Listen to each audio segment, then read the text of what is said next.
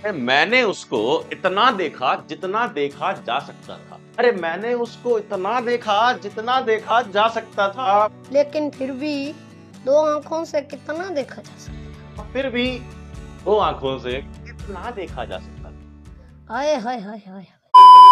मुझे तो भाई बस इतना ही दिख रहा है, इसलिए मैं हटा करके लगा लूंगा अपना ये कॉनकेव लेंस और अब मुझे सब बराबर दिख रहा है। किन लोगों को कॉनकेव लगाना पड़ता है, किनको कॉन्वेक्स लगाना पड़ता है, मायोपिया क्या है, हाइपरमेट्रोपिया क्या है, और तो और एकोमोडेशन कैसे होता है, फोकल लेंथ का पार्ट्स कितने हैं भैया, बहुत सारी डिजीजेस हैं। क्या न्यूमेरिकल्स भी आएंगे? हाँ न्यूमेरिकल्स भी आएंगे, हम लगाएंगे भी न्यूमेरिकल्स। हम इस वन शॉट लेक्चर में क्वेश्चन भी करेंगे, कॉन्सेप्ट भी समझेंगे, भी देखेंगे, डायग्राम भी देखेंगे, मतलब कुछ भी मिस नहीं होगा। एक एक पार्ट देखेंगे। रेनबो कैसे बनेगा और रेनबो में प्रिज्म का कौन सा कॉन्सेप्ट लगता है, प्रिज्म तो मैं लेकर के भी आ गया हूं। आ जाओ शुरू करते हैं ये चैप्टर जिसका नाम है human I and the colourful world. यह है हमारा शून्य सीरीज का अगला चैप्टर। शून्य सीरीज बोले तो free of cost lectures YouTube पे, जिसकी प्लेलिस्ट डिस्क्रिप्शन में डाल दूंगा, और हमारा ऐप का लिंक भी डिस्क्रिप्शन में है, जिसमें तुम्हें फ्री में इससे related BPP, worksheet, sample paper, quiz जो जो पेड बैच में मिलता है उससे बेटर फ्री में मिल जाएगा।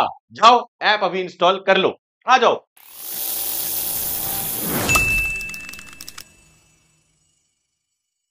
ये है हमारी आंखें। अरे ये वही आंखें हैं जिससे मैंने उसको देखा, जिससे उसने मुझे देखा, और सिलसिला शुरू हुआ। जब तुम क्लास में गए, जब तुम बड़े हुए, तुमने चीजें देखी, ऑब्जर्व करी, इसी की वजह से। और इस वक्त भी थैंक यू भी नहीं बोला। एक बार थैंक यू बोल दो और आ जाओ एक बार ड्रॉ करो। मेरी ड्राइंग टीचर बार बार हमें, जब मैं क्लास 4-5 में था, बार बार डायग्राम देती थी। मुझे आता नहीं था, मैं क्लास की लड़कियों से बनवाता था। जितनी सुंदर लड़की उतनी सुंदर ड्राइंग।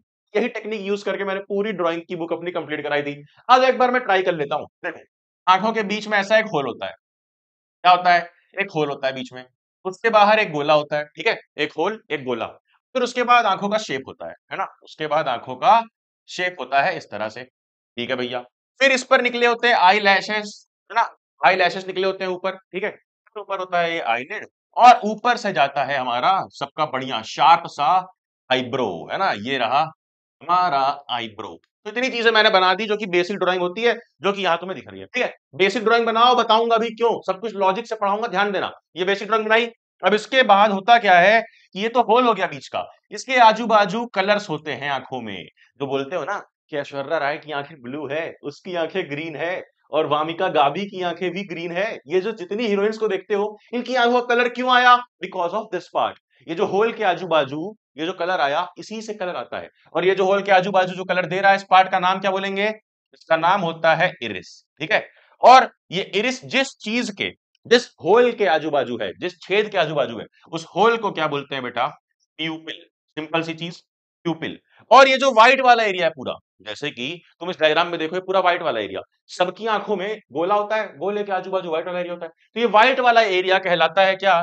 ये व्हाइट वाला एरिया कहलाता है स्क्लेरा। क्या बेटा? स्क्लेरा। क्या याद किया हमने? आईपीएस। आईपीएस बनो ना बनो, ये याद कर लो, आईपीएस, स्क्लेरा, ठीक है। Simple 3 parts. अब आ जाओ आगे। This is the most detailed diagram of human I you will ever see. इससे डिटेल्ड डायग्राम बेटा नहीं मिलेगा आपको, और इसमें सब कुछ कवर्ड है। तो क्या भैया आप ये जानबूझ के ला रहे हो हमें डराने के लिए? नहीं, मैं ये डायग्राम इसलिए लेके आया हूं कि कितना भी कॉम्प्लेक्स क्वेश्चन आए तुम बना ले जाओ। देखो कैसे, देखो ध्यान से देखो। ऐसे 1 2 3 4 करके नंबरिंग दे दी जाएगी और तुम्हें लेबल करने को बोलेगा। अभी हम फंक्शन भी आगे देखेंगे, पहले पार्ट्स को अच्छे से पहचानना सीख जाओ। तो नंबर वन क्या है? नंबर वन क्या है? देखो, आंखें जिधर एंड होती है एकदम राइट साइड पे, आंखें जिधर एंड होती है एकदम राइट साइड पे, ये वाला हिस्सा, ये वाला हिस्सा, ये जो नर्व फाइबर दिख रही हैं, ये कहां पे होती है? ये नर्व फाइबर जो जा रही है, ये नर्व फाइबर जो जा रही है, इसको बोलते हैं ऑप्टिक नर्व या ऑप्टिक फाइबर, ठीक है। क्या बोलते हैं इसको? नंबर वन को ऑप्टिक नर्व, ठीक है। नर्व बोले तो न्यूरॉन्स का बंडल। न्यूरॉन्स पढ़ा था कंट्रोल कोऑर्डिनेशन में, वन शॉट में डाल रखा है। अब उसका बंडल और आंखों तक जो न्यूरॉन जाए वो हो गया ऑप्टिक नर्व। फिर नंबर 2 क्या है? ये डिस्क। ये डिस्क जहां से ये न्यूरॉन निकल रहा है, जहां से नर्व निकल रहा है, ये डिस्क कहलाता है बेटा ऑप्टिकल डिस्क, ठीक है। ठीक है, ये ऑप्टिकल ये टर्म यूज किया जाएगा जब जब आंखों की बातें होंगी। जैसे हार्ट में कार्डियक बोलते हैं, किडनी में रीनल टर्म यूज करते हैं, आंखों में ऑप्टिकल यूज करते हैं, ठीक है। फिर नंबर 3, ये यहाँ पर एक छोटा सा ऐसा पॉइंट होता है, जैसा एक छोटा सा मोल समझ लो, जैसे हमारे मोल होते हैं ना, ऐसा मोल समझ लो छोटा सा, जिसका नाम बेटा होता है फोविया, FOVEA। ये उतना इंपॉर्टेंट नहीं है। बट नंबर 4 देखो, नंबर 4 क्या है? ये येलो लाइन, ये येलो लाइन है नंबर 4, ये येलो लाइन, यानी सबसे अंदर वाली लाइनिंग, सबसे अंदर वाली लाइनिंग बेटा जी क्या है? रेटिना। सबसे अंदर वाली लाइनिंग रेटिना। हमारी आंखों में होता क्या है कि अगर मैं यहां पर आंखें बना करके दिखाऊं, देखो ये आगे लेंस हो जाता है, ऐसे करके आंखें होती हैं, तो आंखों में सबसे बाहर वाली लेयर, ठीक है, फिर उसके बाद एक दूसरी और एक तीसरी, 3 लेयर्स होती हैं और सबका नाम देख लो। सबसे अंदर वाली का नाम होता है रेटिना, फिर उसके बाहर वाली का नाम होता है कोरोइड, फिर सबसे बाहर वाली का नाम याद करो कौन था सबसे बाहर? अरे जो आंखों का colour white white white white, सबसे बाहर वाला एरिया क्यों है व्हाइट व्हाइट? स्क्लेरा। स्क्लेरा याद ही ऐसे कर लो, एस से स्क्लेरा और एस से ही होता है सफेद, सबकी आंखों में ये सफेद ही होगा, ठीक है, स्क्लेरा। तो सबसे बाहर स्क्लेरा, फिर कोरोइड, फिर रेटिना। कैसे याद करोगे? एस सी आर, ठीक है, स्क्लेरा कोरोइड रेटिना, सिंपल। वही यहां पर है, वही यहां पर है, क्लैरिटी के लिए मैंने आपको बता दिया। देखो तुमने देखा सबसे अंदर वाला रेटिना, फिर ये देखो ये मिडिल वाला, ये पिंक वाला, ये पिंक वाला है मिडिल वाला, येलो के बाहर वाला, तो मिडिल वाला नंबर 6 है, क्या होगा? Choroid, choroid. और सबसे बाहर वाला भैया, ये जो ब्लूइश ब्लूइश है, सबसे बाहर देखो, सबसे बाहर वाला एरिया, क्या है सबसे बाहर? यही यही जो व्हाइट कलर दे रहा है, क्या? स्क्लेरा। नंबर 5 सबसे बाहर वाला हमारा है स्क्लेरा, ठीक है। अभी हम लेबलिंग कर रहे हैं, ऐसे चलते आ रहे हैं, अब इधर आ जाओ, ये आ गया नंबर 7। ये नंबर 7 पे ध्यान से देखो, ये नंबर 7 है, बट ये क्या है बीच में? ये क्या है बीच में? ये होता है हमारा, ये होता है हमारा लेंस, ठीक है। इसको क्या बोलते हैं बेटा? इसको बोलते हैं क्रिस्टलाइन लेंस, ठीक है, क्रिस्टलाइन लेंस, जो कि एक आंखों में क्या होता है, ये एक ही लेंस होता है क्रिस्टलाइन लेंस, जो कि कॉन्वेक्स लेंस होता है। अच्छा, देखो लेंस है तो लेंस को क्या आंखों में छोड़ देंगे ऐसे कि जाओ भाई इधर तो झूलते रहो, इधर तो झूलते रहो? नहीं, नहीं ना, छोड़ेंगे नहीं, उसको पकड़ के रखेंगे। तो लेंस को ऐसे पकड़ करके कौन रखता है? लेंस को ऐसे पकड़ करके रखता है, सी से ही लेंस है हमारा क्रिस्टलाइन लेंस, सी से ही ये कॉन्वेक्स लेंस है, और सी से ही इसको पकड़ने वाले का नाम है सीलियरी मसल। कुछ याद नहीं करना पड़ेगा, लॉजिक से समझते जाओ। इसको पकड़ करके कौन रखता है? ये नंबर 7 सीलियरी मसल। क्या नाम है बेटा? सीलियरी मसल, ठीक है, क्या नाम है? Ciliary muscle. सुनो ध्यान से, सीलियरी मसल हो गया, क्रिस्टलाइन लेंस हो गया, भैया ये मसल है, ये इधर मसल है, बट मसल के और लेंस के बीच में ये पिंकिश एरिया कुछ दिख रहा है।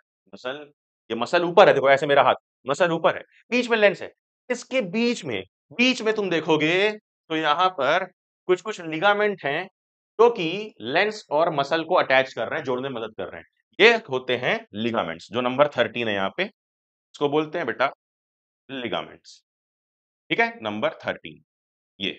आप समझो 7 हो गया, 8 हो गया, अब आता है 9। 9 क्या है? अपनी आंखों का सबसे आउटर पार्ट, मतलब सबसे कॉर्नर में, ऐसे खड़े हो जाओ आंखों में, सबसे कॉर्नर में आंख में जो आएगा, देखो सबसे कॉर्नर पे, सबसे आगे, वही है हमारा नंबर 9, सबसे कॉर्नर वाला, जिसको बोलते हैं बेटा कॉर्निया। सी से कॉर्नर, और कॉर्नर से ही नाम याद कर लेना है कॉर्निया, मतलब सबसे कॉर्नर वाला, सबसे बाहर वाला, ठीक है, ओके। देखो इतना जब हमने कवर कर लिया तो अब बहुत ही बेसिक चीजें बची हुई हैं, बहुत ही बेसिक, 9 तक आ गए।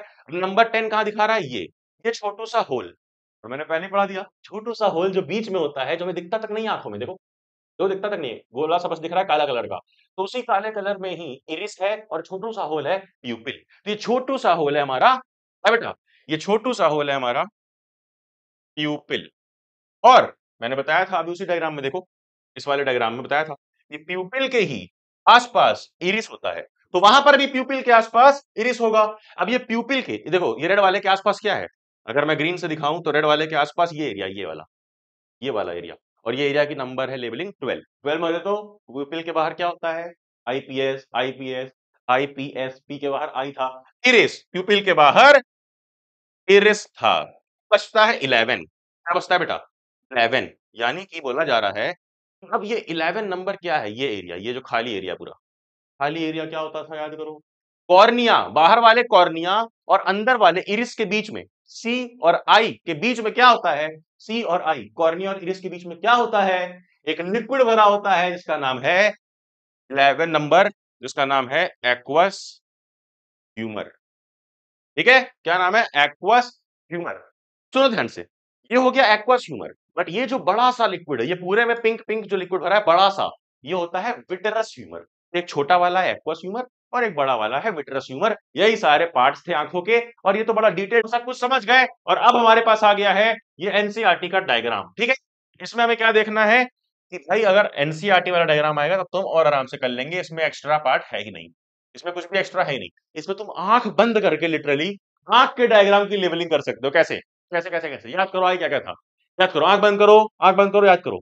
सबसे आगे भैया एक होल था, उस होल का नाम था प्यूपिल। प्यूपिल के आसपास जो एरिया था जो उसको कलर देता है आंखों को, वो था आइरिस। फिर उसके बाद क्या था, याद करो याद करो याद करो, प्यूपिल, आइरिस, फिर उसके बाद क्या था, उसके बाद सबसे बाहर वाला स्क्लेरा था, एक बीच में पड़ा था तो क्या था, एक्वस ह्यूमर था।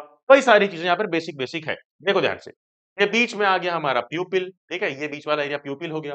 ये हो गया एक्वस ह्यूमर, ये हो गया आइरिस, इधर बना हुआ है आइरिस। ये बीच में ये जो लेंस है, इसको मैं ब्लू कलर से दिखाऊं, ये जो बीच में लेंस है, ये लेंस है क्रिस्टलाइन लेंस, सबको पता है। फिर उसके बाद ये कॉर्निया, सबसे बाहर वाला पार्ट कॉर्निया हो गया, है ना, कॉर्नर वाला पार्ट, आगे वाला पार्ट। पीछे चले जाओगे तो ये एक ही लेयर यहाँ पे दिया गया है जिसका नाम है रेटिना, पे इमेज बनती है सीलरी मसल, जो मसल इसको पकड़ करके रखती है, किसको, लेंस को। फिर इधर विट्रस ह्यूमर, और ये जो नर्व है ये है ऑप्टिक नर्व। तो एनसीईआरटी का तो बहुत ही बेसिक है, हम सबका एक एक पार्ट का सेक्शन देखेंगे बहुत ही डिटेल में, कि तुमसे अगर रैंडमली पूछ लिया जाए तो तुम बता पाओ। आ जाओ देखते हैं फंक्शन, फटाफट से बिना टाइम वेस्ट किए आ जाओ। क्या है फंक्शन, देखो सबसे पहला पार्ट क्या था, सबसे कॉर्नर, सबसे आगे, देखो देखो देखो देखो देखो, सबसे कॉर्नर, सबसे आगे क्या था, कॉर्निया। तो उसका काम क्या है, अरे भाई याद करो, जब भी तुम लेंस पहनते हो, जैसे मैंने ये लेंस पहन रखा है ना, ये आंखों में चश्मा लगा है, लेंस है। अब मान लो जब हम पढ़ते थे लाइट चैप्टर में, तो हम पढ़ते थे ऐसे करके एक लेंस, कॉन्वेक्स लेंस।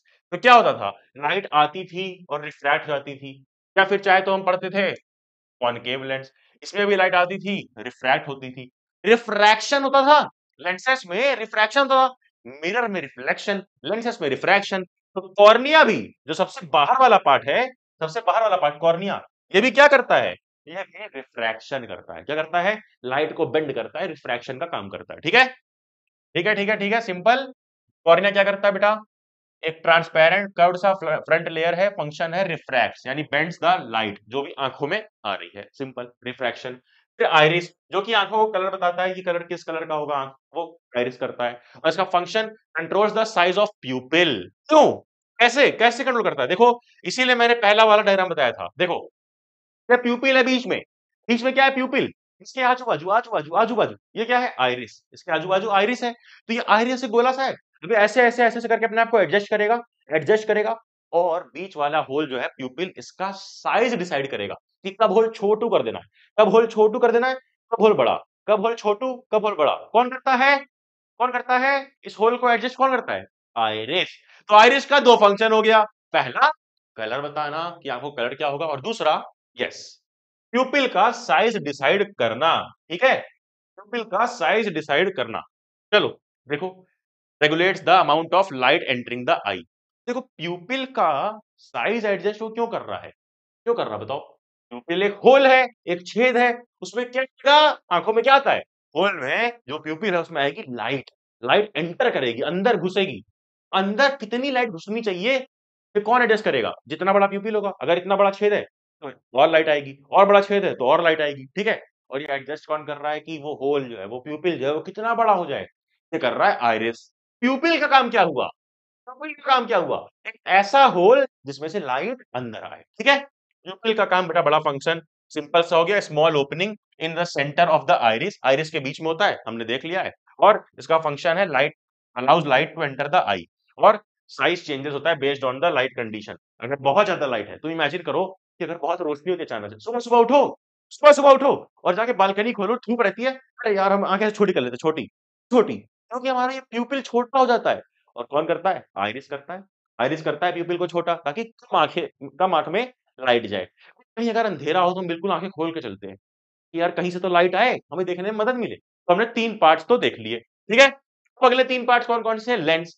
ये लेंस कौन सा है भाई, क्रिस्टलाइन लेंस, हमारा क्रिस्टलाइन लेंस, यानी मेन लेंस जो क्रिस्टलाइन होता है, इसका नाम है क्या, क्रिस्टलाइन लेंस। और जो सी से क्रिस्टलाइन, सी से कॉन्वेक्स, कॉन्वेक्स होता है वो लेंस। और उसको पकड़ता कौन है, सी से ही सीलियरी मसल। बड़े सी लोगों का काम यहाँ पे चल रहा है। देखो lens, transparent flexible structure behind the iris, function focus light on the retina, retina पे फोकस करवाता है ये लेंस। अब changes shape to focus on the objects at varying distance, accommodation. देखो देखो देखो देखो देखो, कई बच्चे कंफ्यूज होते हैं कि भैया ये लेंस है, इसके में तो कहीं पे लिखा ही नहीं है कि रिफ्रैक्शन। मेन मेन काम तो लेंस का होता है रिफ्रैक्शन। बट आई के अंदर ज्यादा रिफ्रैक्शन यहीं पे होता है कॉर्निया पे। ये बाहर वाला पार्ट है ना बेटा, जो बाहर वाला पार्ट है कॉर्निया, यहीं पर ज्यादा तुम्हारा जो भी मेन रिफ्रैक्शन है यहाँ पे हो जाता है। ये छोटा, ये जो लेंस है इसका बस एक छोटा सा काम है कि ये ऐसा एकोमोडेशन करे। एकोमोडेशन मतलब फोकल लेंथ को चेंज करे कि लाइट जो है, ये जो लाइट है वो ऐसा एडजस्ट होकर लाइट की रेस पड़े कि इमेज सीधे रेटिना पर बने। रेटिना पर बने कैसे बनती है वो हम आगे देखेंगे। बट अभी हमें याद रखना है कि लेंस का काम है एकोमोडेशन। एकोमोडेशन मतलब फोकल लेंथ का एडजस्टमेंट, जिसकी मदद से जो इमेज है वो रेटिना पर बन जाए। ठीक है, एकोमोडेशन मतलब एडजस्टमेंट, लिख लो। एकोमोडेशन मतलब बोले तो एडजस्टमेंट। और किसका एडजस्टमेंट बेटा? फोकल लेंथ का एडजस्टमेंट। ठीक है, अब रेटिना क्या है जो हम लोग बार बार बोल रहे हैं कि इमेज बने रेटिना पे, रेटिना पे, रेटिना पे। जो अंदर वाला लेयर था वो क्या है? वो एक स्क्रीन है जिसपे इमेज बननी चाहिए। वो एक स्क्रीन है, ठीक है। Inner light sensitive layer of the back of the eye. इसमें क्या होती है? दो पार्ट्स। एक रॉड्स होते हैं जो कि लो लाइट विजन में काम आते हैं, और एक कोन्स होते हैं जो कि कलर विजन के काम आते हैं कि भाई किस कलर का क्या है वो पहचानने के लिए। कई लोगों को कलर ब्लाइंडनेस भी होती है। उनकी आंख के सामने ब्लू रखो उनको रेड दिखाई देगा, ग्रीन रखो येलो दिखाई देगा। ये कलर ब्लाइंडनेस क्यों होती है? क्योंकि उनका ये पार्ट डैमेज होता है, कोन्स। ठीक है, रॉड्स एक है और एक कोन्स है। समझ में आया क्या? ये है ना, बहुत इजी है। अरे भाई रेटिना क्या था? देखो, रेटिना हमारा यहाँ पे ये लेयर है, अंदर वाली लेयर है रेटिना। इसमें दो पार्ट है, आर से रॉड्स और सी से कोन्स। कोन्स क्या करता है? सी से कोन्स होता है, सी से कलर। कोन्स का काम है कलर डिसाइड करना। और आर क्या करता है? कम लाइट में भी देखने में मदद करता है, रॉड्स। ठीक है, रॉड्स। रॉड्स आ जाओ आगे, आ जाओ आगे है बेटा, आगे है बेटा, आ जाओ आगे। ये कन्वर्ट करता है लाइट को इलेक्ट्रिकल सिग्नल में। कौन? रेटिना। क्यों करता है ऐसा? सोचो, एक बार सोचो, दिमाग लगाओ, क्यों? ये जो रेटिना है ये लाइट को इलेक्ट्रिकल सिग्नल में कन्वर्ट क्यों करता है? मैंने कंट्रोल कोऑर्डिनेशन चैप्टर में पढ़ाया था ना, याद करो। कंट्रोल कोऑर्डिनेशन चैप्टर में पढ़ा था कि भाई इलेक्ट्रिकल एनर्जी चाहिए या इलेक्ट्रिकल इंपल्स चाहिए। इलेक्ट्रिकल इंपल्स चाहिए ताकि इंफॉर्मेशन ट्रेवल हो सके न्यूरॉन्स के थ्रू। और हमारी आंखों में ही ऐसा कुछ है। ध्यान से देखोगे तो ये हमारी आंखों में क्या है बेटा? इधर तरफ ध्यान से देखोगे, ध्यान से देखोगे, आ जाओ। ये है ऑप्टिक नर्व जो कि न्यूरॉन्स का बना होता है। अब इसमें अगर इंफॉर्मेशन पहुंचानी है ब्रेन तक, ये इंफॉर्मेशन अगर पहुंचानी है ब्रेन तक, तो इसमें होना चाहिए इलेक्ट्रिकल इंपल्स, यानी इलेक्ट्रिकल सिग्नल। तो जो भी यहाँ पर सिग्नल आता है, ये स्क्रीन पे, ये क्या है? सबसे अंदर वाला पार्ट रेटिना। इस पे जो भी आता है ये इसको कन्वर्ट कर देता है किस पे? ऑप्टिकल नर्व पे भेजते वक्त इलेक्ट्रिकल इंपल्स पे, या फिर इलेक्ट्रिकल सिग्नल के अंदर कन्वर्ट कर देता है। देखो, देखो यहाँ पे लिखा भी हुआ है, converts light into electrical signal. अब आखिरी में ऑप्टिक नर्व है जिसका काम क्या है? सिंपल। ऑप्टिक नर्व यानी बंडल ऑफ न्यूरॉन्स वगैरह जो कि इंफॉर्मेशन पहुंचाएंगे ब्रेन तक। सिंपल है ना? हाँ। Bundle of nerve fibre transmit visual information from the retina to the brain. अब इसके बाद क्या बचता है? Simple simple part. दो ठो ह्यूमर थे, दो ठो उसके अंदर लिक्विड थे। ये छोटा वाला एक्वस लिक्विड, एक्वस ह्यूमर। बड़ा वाला विट्रस। बड़ा वाला क्या था? Vitreous humour. ठीक है, तो एक्वस ह्यूमर एक, जिसमें क्लियर फ्लूइड है between cornea and lens. Function क्या है? Maintains intraocular pressure. Intraocular pressure मतलब आई प्रेशर, आंखों का प्रेशर मेंटेन रखता है। और क्या करता है? न्यूट्रिएंट्स प्रोवाइड करता है लेंस और कॉर्निया को। फिर उसके बाद आता है विट्रस ह्यूमर। ए वाला छोटा वाला था, ये बड़ा वाला है, याद रख लो। ए वाला छोटा है साइज में और ये वी वाला बड़ा है ना? ये क्या करता है? ये याद रखो, ये क्लियर फ्लूइड है, ये वाटर बेस्ड होता है। ये वाटर बेस्ड है, ये वाटर तरीके पानी जैसा है, लेकिन ये जेल लाइक है, जेल जैसा। Gel like substance filling the main chamber of the eye. आंखों का सबसे बड़ा पार्ट ये भरता है। देखो ध्यान से, देखो देखो देखो, ये जो सबसे बड़ा पार्ट है, ये पूरा पार्ट, ये पूरा पार्ट, ये क्या है? ये है विट्रस ह्यूमर, वी, विट्रस ह्यूमर। आ जाओ आगे। हमारा विट्रस ह्यूमर है, ध्यान से सुन लो, मैं बार बार एक ही बात बता रहा हूँ, बार बार डायग्राम पे ले जा करके। एक्वस ह्यूमर छोटू वाला, आगे जो रहता है विट्रस ह्यूमर बड़ा वाला। एक्वस ह्यूमर पानी जैसा है, पानी जैसा बना है, न्यूट्रिएंट्स न्यूट्रिएंट्स के काम आता है, लेंस और कॉर्निया को न्यूट्रिशन देता है। बट विट्रस ह्यूमर क्या है? ये शेप मेंटेन करता है पूरे आईबॉल का।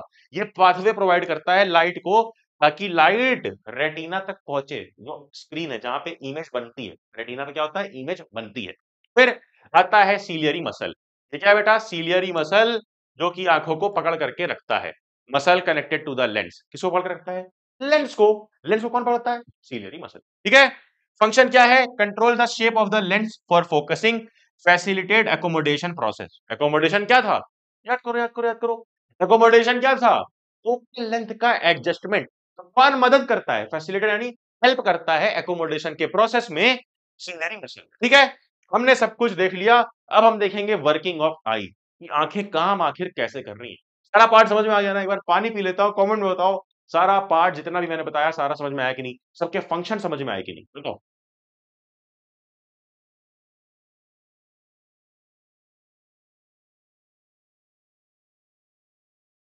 जल्दी जल्दी जल्दी जल्दी बताने का कष्ट किया जाए।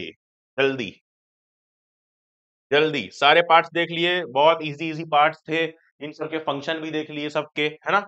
एक बार ये वर्किंग ऑफ आई वाला देखोगे तो इससे तुम्हें क्लियर भी हो जाएगा कि सबके मेन मेन पार्ट्स के क्या क्या काम थे। जैसे कि ये क्या था? कॉर्निया। सबसे स्टार्टिंग में क्या था? कैसे याद कराया था? कॉर्नर वाला पार्ट है बेटा, ये इसका नाम भी है कॉर्निया। और इसका एक ही काम है बेटा, क्या? Refraction. Refraction of light entering the eye. Light आ रही है बाहर से, उसका रिफ्रैक्शन कराना। अरे यार मैंने बना करके दिखाया था, ये देखो ये देखो। क्यों बनाया मैंने? क्योंकि ये बाहर वाला पार्ट ही क्या करता है? ये रिफ्रैक्शन ही तो करता है। ये बाहर वाला पार्ट ही क्या करता है? रिफ्रैक्शन ही तो करता है। तो उसी तरह आंखों में भी जो सबसे बाहर, सबसे कॉर्नर वाला पार्ट है, सबसे कॉर्नर, वो क्या है? कॉर्निया। और वो क्या करता है? रिफ्रैक्शन। ठीक है, सिंपल। फिर आइरिस। आइरिस क्या करता है? आइरिस क्या करता है बेटा? एक तो कलर प्रोवाइड करता है, और साथ में अगर हम बात करें वर्किंग में क्या काम करता है, आंखों की वर्किंग में, ये तो रिफ्रैक्शन कर दे रहा है। आइरिस क्या करता है? Controls controls the size of प्यूपिल। जो वो बीच में जो वो बीच में छेद है जिसके अंदर लाइट आती है, उसका साइज कंट्रोल करता है हमारा आइरिस। प्यूपिल है बीच में, क्या करता है? प्यूपिल हमारा लाइट एंटर डिसाइड करता है कि कितनी लाइट एंटर करेगी। ठीक है, साइज अपना छोटा बड़ा करके। साइज छोटा कर लेगा तो कम लाइट आएगी, बड़ा कर लेगा ज्यादा लाइट आएगी। जैसे धूप पे जाते हो साइज छोटा रहता है आंखों का, तो ये कम लाइट आए इसलिए। क्रिस्टलाइन लेंस, जो मेन लेंस है हमारा क्रिस्टलाइन लेंस, ये मैं क्यों दिखा रहा हूं बेटा? ताकि तुम समझ पाओ कि फंक्शन क्या है। तो ये वर्किंग होती है आंखों कैसे होती है, इन्हीं सारे पार्ट्स की वजह से होती है। सबसे पहले लाइट आएगी इस पे, देखो ध्यान से। सबसे पहले लाइट आएगी इस पे कॉर्निया पर, है ना? लाइट आई, फिर उसके बाद आइरिस पड़ जाता है, फिर प्यूपिल पड़ जाता है, फिर क्रिस्टलाइन लेंस अंदर पड़ता है। कॉर्निया पे क्या हुआ? रिफ्रैक्शन हुआ। फिर आइरिस ने क्या किया? एडजस्ट किया साइज, किसका? अपने भाई का, आइरिस का भाई प्यूपिल। आइरिस का भाई प्यूपिल। अरे आई से इंडिया आइरिस, पी से पाकिस्तान प्यूपिल, आस पास रहते हैं। India Pakistan iris प्यूपिल। फिर क्रिस्टलाइन लेंस आ गया, क्या आ गया? क्रिस्टलाइन लेंस आ गया। अब क्रिस्टलाइन लेंस क्या करता है बेटा? क्रिस्टलाइन लेंस का काम है, जो मेन काम है वो है एकोमोडेशन, यानी एडजस्टमेंट ऑफ फोकल लेंथ। बताया था ना, एकोमोडेशन ऑफ फोकल लेंथ। समझ में आ गया? ओके। अब रेटिना, उसके बाद क्या होगा? इमेज बन जाएगी रेटिना पे। रेटिना पे ही इमेज बनती है। तो रेटिना क्या है बेटा? रेटिना का काम क्या है? रेटिना एक स्क्रीन है बस, उसपे इमेज बनती है। रेटिना पे इमेज बनती है, और याद रखना रेटिना पर जो इमेज बनती है ये कैसी होती है? ये होती है इन्वर्टेड, यानी रेटिना पे हमेशा उल्टी इमेज बनती है। फॉर एग्जाम्पल, अगर मान लो ये ग्रीन ग्रीन का पत्ता ऐसा है, ये जो ग्रीन पत्ता है ये ऐसा है ना, ये ऐसा पत्ता है, तो इसका उल्टा बनेगा, ऐसा बनेगा, देखो ऐसा। ये इसका उल्टा बनेगा रेटिना पे। तो मतलब रेटिना पे इमेज कैसी बनती है बेटा? इन्वर्टेड। कैसी? इन्वर्टेड। ठीक है, ओके। अब इसको सीधा भी तो करना है, क्योंकि हमें तो दिमाग में सीधा दिखाई देता है। तो वो कैसे होगा? तो ये ऑप्टिक नर्व है आखिरी वाला, ऑप्टिक नर्व। ये ऑप्टिक नर्व इसको क्या करता है? ब्रेन तक पहुंचाता है इलेक्ट्रिकल इम्पल्सेस में, जो वो नर्व गई है दिमाग तक, और आखिर में आता है ब्रेन। देखो, आखिर में आता है ब्रेन। ये यहाँ ब्रेन में इंफॉर्मेशन आई तो हमें मालूम पड़ गया कि हाँ भाई क्या सामने है। मान लो मैं तुम्हें एग्जांपल देता हूँ, मैं तुम्हें एग्जांपल देता हूँ इससे। ठीक है, ये है, ये मेरे सामने खड़ा हुआ है, ये मुझे क्यों दिखाई दे रहा है? और ये मुझे बिल्कुल सीधा दिखाई दे रहा है, तुम्हें भी बिल्कुल सीधा दिखाई दे रहा है। क्यों? क्योंकि ये दिमाग हमें सीधा दिखा रहा है, हमें हमारा दिमाग सीधा दिखा रहा है। क्योंकि जो रेटिना है, जो आंखों में स्क्रीन है, वो तो इसको उल्टा दिखाती है और दिमाग अपना इसको सीधा-सीधा देखता है। ठीक है? चलो, मतलब हुआ क्या, हमने इसको देखा, जितना देखा जा सकता था। अब 2 आंखों से कैसे देखा जाए? ऐसे ही। पहले कॉर्निया, कॉर्निया क्या करेगा? पहले कॉर्निया क्या करेगा? रिफ्रैक्शन कर देगा, ठीक है? फिर आइरिस, आइरिस क्या करेगा? कंट्रोल करेगा साइज ऑफ प्यूपिल। फिर प्यूपिल जो होल है जिसमें लाइट आ रही है, उसको देखने के लिए लाइट चाहिए, लाइट आ रही है, वो क्या करता है? लाइट एंटर करता है प्यूपिल से। क्रिस्टलाइन लेंस क्या करता है? एकोमोडेशन ऑफ फोकल लेंथ, ताकि सही जगह पर, रेटिना पे सही जगह पर इमेज बने। और रेटिना पर इमेज इन्वर्टेड बनती है इसकी, यानी इसकी इमेज कैसे बनेगी? ऐसे उल्टा, उल्टा बनेगा, बट मुझे सीधा दिख रहा है, क्यों? क्योंकि ऑप्टिकल नर्व इसको दिमाग में पहुंचाती है जहां पे ये सीधा हो जाता है। तो ये था पूरा का पूरा working of a human I.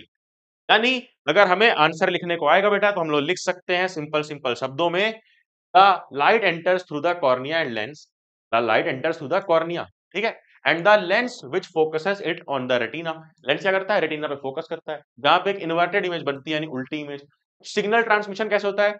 Retina cells convert light into electrical signal which travel through the optic nerve, बताया ना, इलेक्ट्रिकल सिग्नल में या इलेक्ट्रिकल इंपल्स में कन्वर्ट कर दिया, ताकि ऑप्टिकल नर्व, न्यूरॉन्स का ही बना होता है नर्व, और न्यूरॉन्स क्या करते हैं? इलेक्ट्रिकल सिग्नल ले जाते हैं, उसको इलेक्ट्रिकल सिग्नल में कन्वर्ट कर देता है हमारा ये कौन? रेटिना सेल्स, ताकि ऑप्टिक नर्व उसको दिमाग तक ले जाए जहां पे इमेज सीधी हो जाती है। ठीक है, बहुत बढ़िया। तो अब हमें क्या पढ़ना है? मेन चीज एकोमोडेशन, जो हम बार बार बोल रहे हैं, बार बार बोल रहे हैं कि भाई ये एकोमोडेशन है क्या। हम बार बार बोल रहे हैं कि एडजस्टमेंट है इसका, of focal length, adjustment of focal length. लेकिन भैया फील नहीं आ रही है, मुझे सच बता रहा हूं, मुझे फील नहीं आ रही है कि ये एडजस्टमेंट क्यों कर रहे हैं, क्या कर रहे हैं, कैसे कर रहे हैं, समझ नहीं आ रहा है कुछ भी। याद करो, हमने पढ़ा था लाइट चैप्टर में कि मान लो ये कॉन्वेक्स लेंस है, हमारी आंखों का भी लेंस ऐसे ही होता है, हमारी आंखों का भी जो क्रिस्टलाइन लेंस है बेटा, वो बिल्कुल ऐसा ही होता है ना, क्रिस्टलाइन लेंस। अब क्या है कि आंखें, आंखें नहीं, फिलहाल इसको लेंस मानो, ये रेज आई, ये पैरेलल रेज आ रही है, अब ये इधर गया, अब ये इधर गया, मिला यहाँ पर मिला, और क्या बन गई बताओ? इमेज बन गई, है ना? मान लो यहाँ स्क्रीन रखी होगी, यहीं पर इमेज बन गई। तो इमेज जो है, इमेज जो है, ये एकदम स्क्रीन पे ही बने। और आंखों की स्क्रीन कौन सी है? आंखों की स्क्रीन का नाम क्या है? आंखों की स्क्रीन का नाम है रेटिना। क्या नाम है? रेटिना। एकदम रेटिना पे ही, एकदम रेटिना पे ही ये इमेज बने, इसीलिए ये जो लेंस है, ये अपना फोकल लेंथ एडजस्ट करता है। फोकल लेंथ कभी छोटा, कभी बड़ा, कभी छोटा, कभी बड़ा, ताकि इमेज एकदम सही पॉइंट पे बन जाए। इसी को बोलते हैं बेटा एकोमोडेशन। जैसे हमारे चंपक चाचा, ये ऐसे पास से पढ़ रहे हैं ना, ऐसे पास से पढ़ रहे हैं यूं, और ये हमारी बच्ची भी जा करके बोर्ड को पास से देख रही है। अगर इसका मुंह एकदम घुसा दो, इमेजिन करो कि कोई टीचर है एकदम गुस्सा है, गुस्से वाला टीचर, और आके घुसा दे, धड़ाम, ऐसे घुसा दे, तो क्या एकदम पास जा करके उसको दिखेगा? नहीं दिखेगा। हमारे यार सच बता रहा हूँ, मुझे बहुत बहुत ज्यादा फनी चीज याद आ गई कि मेरे ना जो टीचर थे, भाई वो इतने ऑनेस्ट टीचर थे, वो बिल्कुल भी वो फीमेल वाले विक्टिम कार्ड में फँसते नहीं थे। बिल्कुल नहीं फँसते थे विक्टिम कार्ड में। वो टीचर ऐसे सर थे, मैं चलो नाम लेता हूँ, संजय सर नाम था उनका। वो ऐसे टीचर थे, जो मेल फीमेल दोनों को मारते थे भाई। लड़का बदमाशी कर रहा है उसको भी, लड़की कर रही है उसको भी। एक लड़की ने ऐसी बदमाशी करी थी कि वो प्रोजेक्ट फाइल नहीं लाई थी और कुछ बदतमीजी कर रही थी सर से। 2 हाथ से मारा है चमाटा, 2 हाथ से। ताड़, ताड़, ताड़, ताड़। बेचारी एकदम, बेचारी को ब्लश लगाना नहीं पड़ा होगा उस दिन, ब्लश सर नहीं लगा के घर भेजा था उसको। तो ऐसे टीचर होते थे, है ना? हमारे ज़माने में बेटा, ज़माना नहीं 2 साल 3 साल पहले 4 साल पहले की बात है, तुम्हारे में भी ऐसे होते होंगे। ये बच्ची है, मान लो सर इसको मार करके एकदम पास हटा दे बोर्ड के और बोले अब पढ़ो, क्या उसको दिखेगा बोर्ड पे क्या लिखा है? नहीं। क्यों? क्योंकि आँखों की एक लिमिट है, कि एक लिमिट तक पास में रख के पढ़ पाओगे। मान लो मैं ये पेज ले लूँ ऐसे, ठीक है? मैं ये ऐसे पेज ले लूँ और इसको यहाँ से पढ़ रहा हूँ। में पढ़ा दे रहा है, ठीक है, इतने में मुझे दिखाई दे रहा है, मैं पढ़ पा रहा हूँ। लेकिन एकदम ऐसे सटा दूं, तब मुझे दिक्कत होगी, मैं नहीं पढ़ पाऊंगा। इसी तरह से दूर जाने की भी एक लिमिट है। कहीं दूर पे एक होर्डिंग लगी होती है, कहीं दूर पे एक पोस्टर लगा होता है, तो हम देख पाते हैं। लेकिन अब बोलो कि बहुत दूर पे देख पाओ, तो नहीं देख पाओगे। कोई लिमिट है आंखों की? क्या कोई लिमिट है आंखों की? हाँ। क्या कोई लिमिट है आंखों की? हाँ। तो जो दूर देखने की लिमिट है, जो दूर देखने की लिमिट है ना, क्या? दूर देखने की लिमिट क्या होती है बेटा? फार पॉइंट, जो कितनी है बेटा? इन्फिनिटी। क्योंकि इसको डिसाइड नहीं किया जा सकता, कुछ लोग थोड़ा दूर देख पाते हैं, कुछ लोग ज्यादा दूर, कुछ लोग बहुत दूर, है ना? इन्फिनिटी डिसाइड है कि भाई दूर तक का हम लोग देख सकते हैं नॉर्मली। पास का एक डिसाइड है, जो पास की लिमिट है, वो पास की लिमिट क्या है, उसको बोलते हैं नियर पॉइंट। जो कितनी डिसाइड है बेटा, क्योंकि डिसाइड है 25 सेंटीमीटर, कि अगर मुझे ये पेज या बुक पढ़नी है तो 25 सेंटीमीटर दूर होना चाहिए, बहुत पास नहीं और 25 के बहुत दूर भी नहीं, ठीक है। कितना होना चाहिए, 25। तो इसी 25 सेंटीमीटर जो पास का लिमिट है इसको नियर पॉइंट बोलते हैं, और जो दूर का लिमिट है इसको फार पॉइंट बोलते हैं, इन्फिनिटी। मतलब हमारी आंख किस रेंज में चीजों को देख सकती है, 25 सेंटीमीटर से लेके इन्फिनिटी तक, 25 सेंटीमीटर से लेके इन्फिनिटी तक ये आंख हमारी देख सकती है। देखिए एकदम विजन बढ़िया है, नॉर्मल आई है। पावर ऑफ एकोमोडेशन क्या है, पावर ऑफ एकोमोडेशन क्या है, पावर ऑफ एकोमोडेशन है कि आंखें अपने आप को ऐसा ही फोकल लेंथ एडजस्ट करे, हमारा लेंस, ताकि वो जो भी चीज रखी हुई है वो नियर से फार पॉइंट के बीच में आ जाए, वो 25 से लेके इन्फिनिटी तक के बीच में आ जाए, ताकि हमारी आंखों को दिख जाए। वो कैसे होता है, ध्यान से सुनो। डेफिनेशन क्या है एकोमोडेशन की, the eye's ability to change the focal length of its lens to see objects at various distance. क्या करता है, फोकल लेंथ चेंज करता है ताकि चीजें देख पाए। फिर मैकेनिज्म कैसे होता है, कैसे चेंज कर पाता है, फोकल लेंथ को अगर चेंज करना है कैसे चेंज करोगे, वो चेंज ऐसे होता है, सीलियरी मसल जो होती है वो एडजस्ट करती है curvature of lens to the focus on near और फार ऑब्जेक्ट। मतलब याद है, सी से हमारा लेंस था जिसका नाम था क्रिस्टलाइन लेंस, जो कि कॉन्वेक्स लेंस भी है सी से। अब उसको पकड़े कौन हुआ था, सी से ही, सी से ही सीलियरी मसल, सीलियरी मसल याद है, हाँ सीलियरी मसल। अब सीलियरी मसल अपने आप को ऐसे दबाएगी ताकि लेंस और गोल हो जाए, कर्वेचर और बढ़ जाए, फिर अपने आप को खींचेगी ताकि लेंस और पतला हो जाए, कर्वेचर और कम हो जाए। तो कर्वेचर एडजस्ट करती है, जैसे जैसे कर्वेचर एडजस्ट होगा, यानी कितना कर्व करना है ना, कितना कर्व करना है, वैसे जैसे वो एडजस्ट होगा बेटा, वैसे वैसे फोकल लेंथ एडजस्ट होती है। और रेंज कितनी होती है, 25 से लेके इन्फिनिटी तक, ठीक है, तो मैंने बताया। समझो बात को, जो मैं यहां पर दिखाना चाह रहा हूं, क्या बोला मैंने, कैसे अकोमोडेशन होता है, हम क्या पढ़ रहे हैं, हम क्या पढ़ रहे हैं, बताओ बताओ बताओ बताओ। हम लोग पढ़ रहे हैं अकोमोडेशन, कैसे ये अकोमोडेशन होता है। अभी हमने देखा कि लिखा हुआ है सीलियरी मसल की मदद से, लेकिन लिखने पे तो हम विश्वास करते ही नहीं है, हमें चाहिए फील, फील आनी चाहिए। आओ देखो, आ जाओ फील लेते हैं।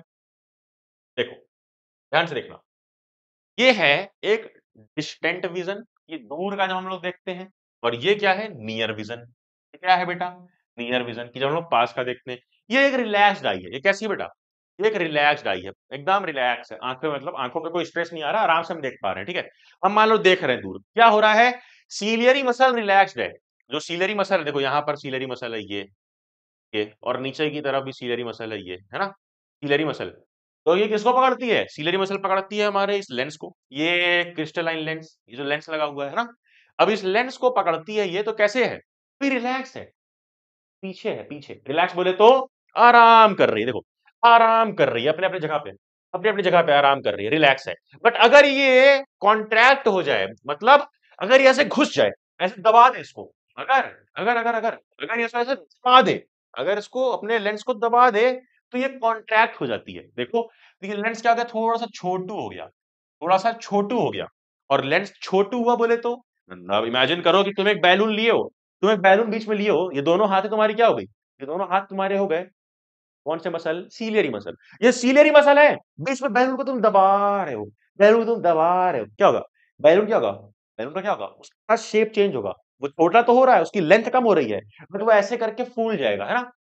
ऐसे तुम अगर बैलून को दबाओगे बेटा, तो वो छोटा तो होगा, लेंथ कम होगी, बट वो ऐसे करके क्या हो जाएगा, बल्ज जाएगा, मतलब उसके कर्व जो है वो और बढ़ जाएंगे, कर्वेचर जो है वो और बढ़ जाएगा। बस वही चीज यहां पर भी हुई है, जब सीलियरी मसल इसको दबाती है, तो ये लेंस छोटा होता है और इसका कर्वेचर बढ़ जाता है। क्या होता है बेटा, इसका कर्वेचर बढ़ जाता है। और यहां पर क्या होता है, जब ये दूर है, जब तुम बैलून को दबा रहे हो ऐसे छोड़े हुए हो आराम से, बैलून एकदम नॉर्मल शेप में है, इसका कर्वेचर भी नॉर्मल है। ध्यान से समझना है कि हमने बस इतना पढ़ा अब तक, हमने क्या पढ़ा अब तक, ध्यान से सुनो, अभी सब कुछ इग्नोर करो और जो मैं बोल रहा हूं उस पर ध्यान दो। जब सीलियरी मसल जब सीलियरी मसल कॉन्ट्रैक्ट करती हैं, कॉन्ट्रैक्ट करती हैं बोले तो, कॉन्ट्रैक्ट करती हैं बोले तो मतलब लेंस को दबाती हैं, है ना, जो बीच में लेंस है उसको दबा देती हैं, तो क्या होता है बेटा, तो क्या होता है, जब ये कॉन्ट्रैक्ट करती हैं तो वो लेंस छोटू तो हो रहा है लेंथ में, लेकिन आसपास से फूल जा रहा है, मतलब उसका कर्वेचर, कर्वेचर यानी कर्वेचर बोले तो कर्व्स, कर्व्स है ना, यू लाइक कर्व्स है ना, कर्वेचर, ये जो कर्व बढ़ रहा है, ये क्या हो रहा है, ये कर्व बढ़ जा रहा है, इंक्रीज हो जा रहा है।